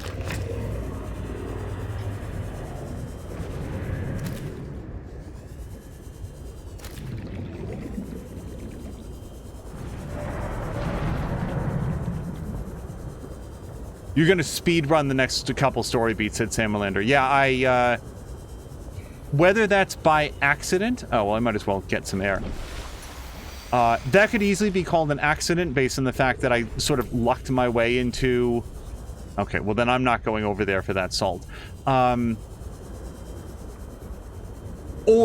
a little bit of, like, having played the previous game that I knew, okay, we want to get these depth upgrades. Let me look around. Oh, look, kyanite is found really deep as it was before. But yeah, we'll see what all's up.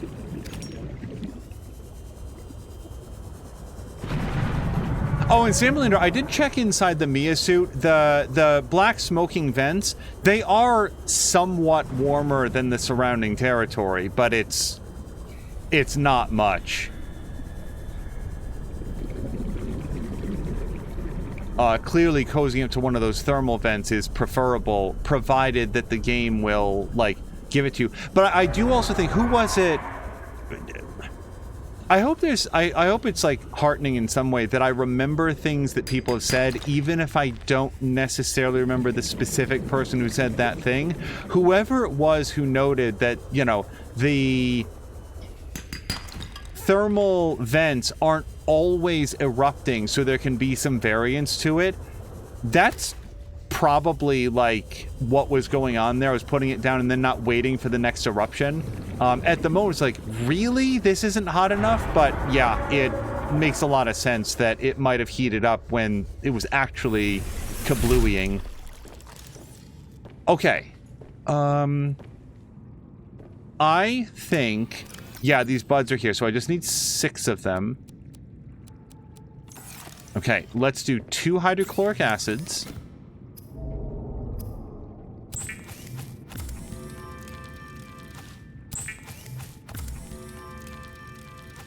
And now we need 2 golds. And that gives us polyaniline.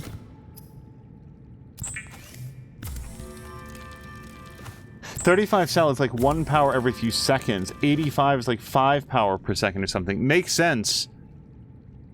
Okay, so now all we need is the wiring kit, which... I don't know why I can't remember computer chip, but wiring kit is super easy for me to remember. It's just 2 silver. And... boom. Now, all we need is 2 kyanite.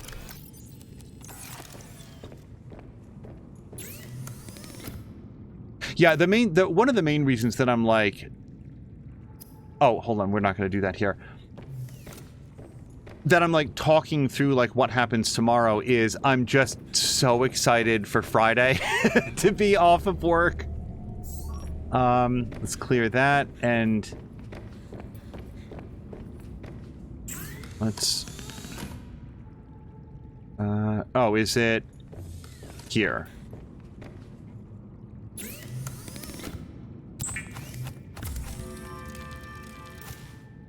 Okay, and yeah, like I said, I'm not... I love having this as an option. I just don't necessarily need to put it in right now because I don't want to not have my storage capacity upgrades. I'd rather take up one storage to carry it around for a bit, and then we can swap it in as needed. Okay. And also, I think we've had orange for a while. Now that the Mia can be... Oops. Now that the Mia can be armed a little bit more, it's time for us to say with our color scheme, back off.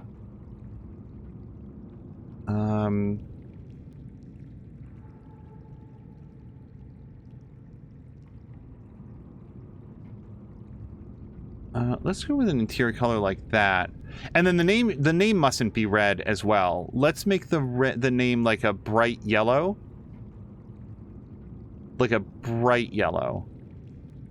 like that. Okay, let's go check.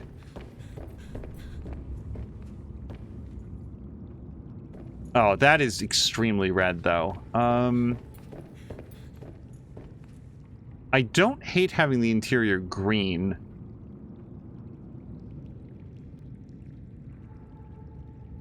Well, maybe like a darker color green. Let's try that. I feel like red and green are two colors that I feel like frequently go relatively well together. That's okay.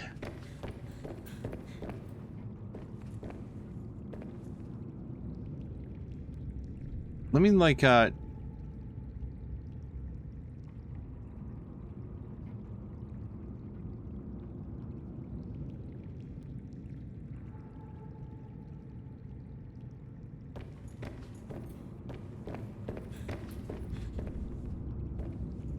let's try this for a little bit.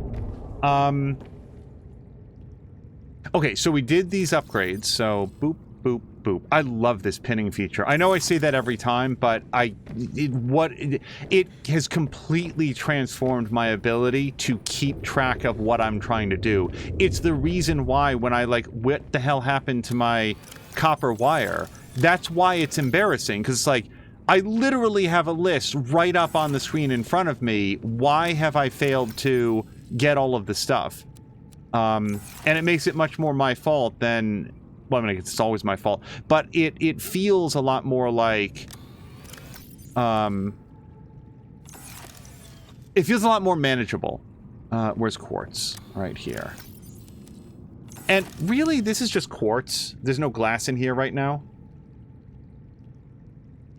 Oh my goodness, hello to App and everybody raiding over. Hello to Harmonious Crow, Giggle Monkey, and App yourself. App, how was, hold on one second, Cyberpunk today? Today was Cyberpunk, yes?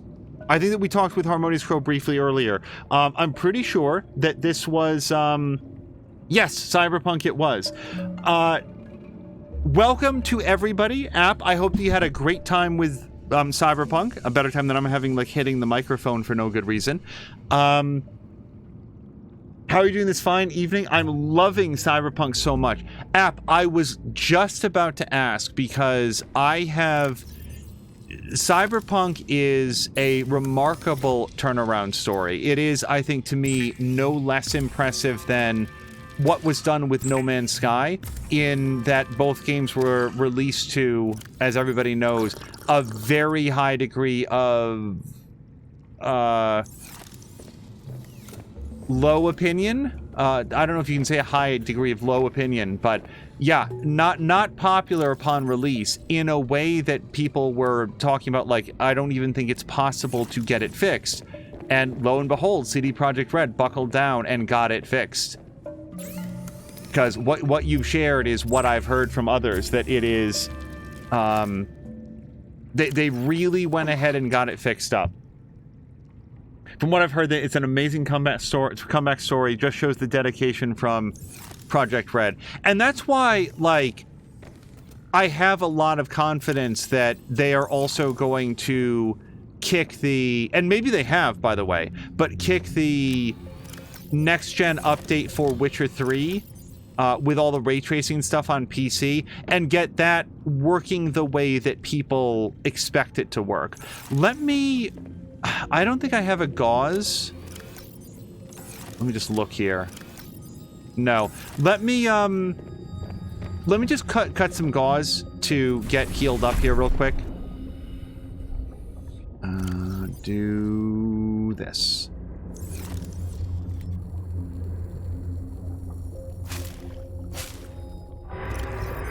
I think that's the right stuff. But yeah, App, you like, you just reminded me, I think by accident, for a little bit there, I was keeping up on what are the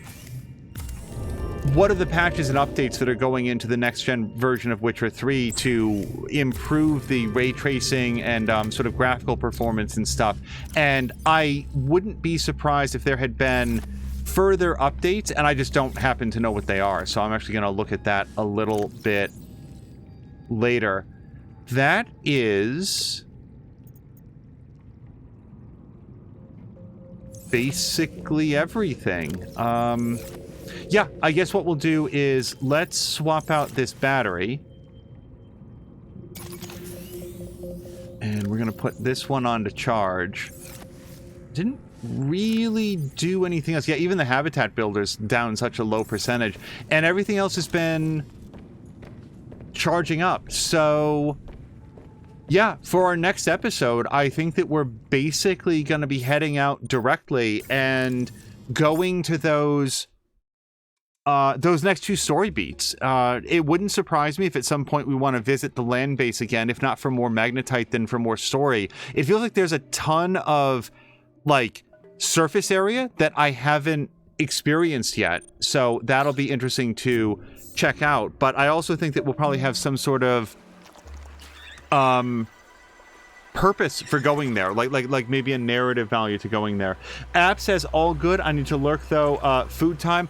App, I absolutely understand because I'm headed out presently for that as well. So yes, thank you so much for the raid. It was great to hang out with Harmonious Crow and Giggle Monkey, and hopefully everybody else in the community had a good time. But I've got to raid out myself. What we're going to do is go raid out to our very good friend and an excellent streamer, Chivalry. He has he recently got a new upgrade for his laptop that has improved his performance quite a bit in, I think he got it working in Borderlands 3. So we're going to go say hello to him as well. You guys, thank you so much for joining me for this episode of Subnautica. It was actually, as so many of them have been, much more productive than I expected. I was like, oh man, is it going to be difficult for me to find the materials that I need? But we cooked right through restocking all of our cabinets to the point where then we were able to get a full base set up down there in the crystal cave, find a whole bunch of more kyanite and crystals, and as Samlander said, I think that we're really positioned well to head into the next story beat and see what else the game has in store for us. Until next time, you guys, thank you so much, and I hope you have a great night.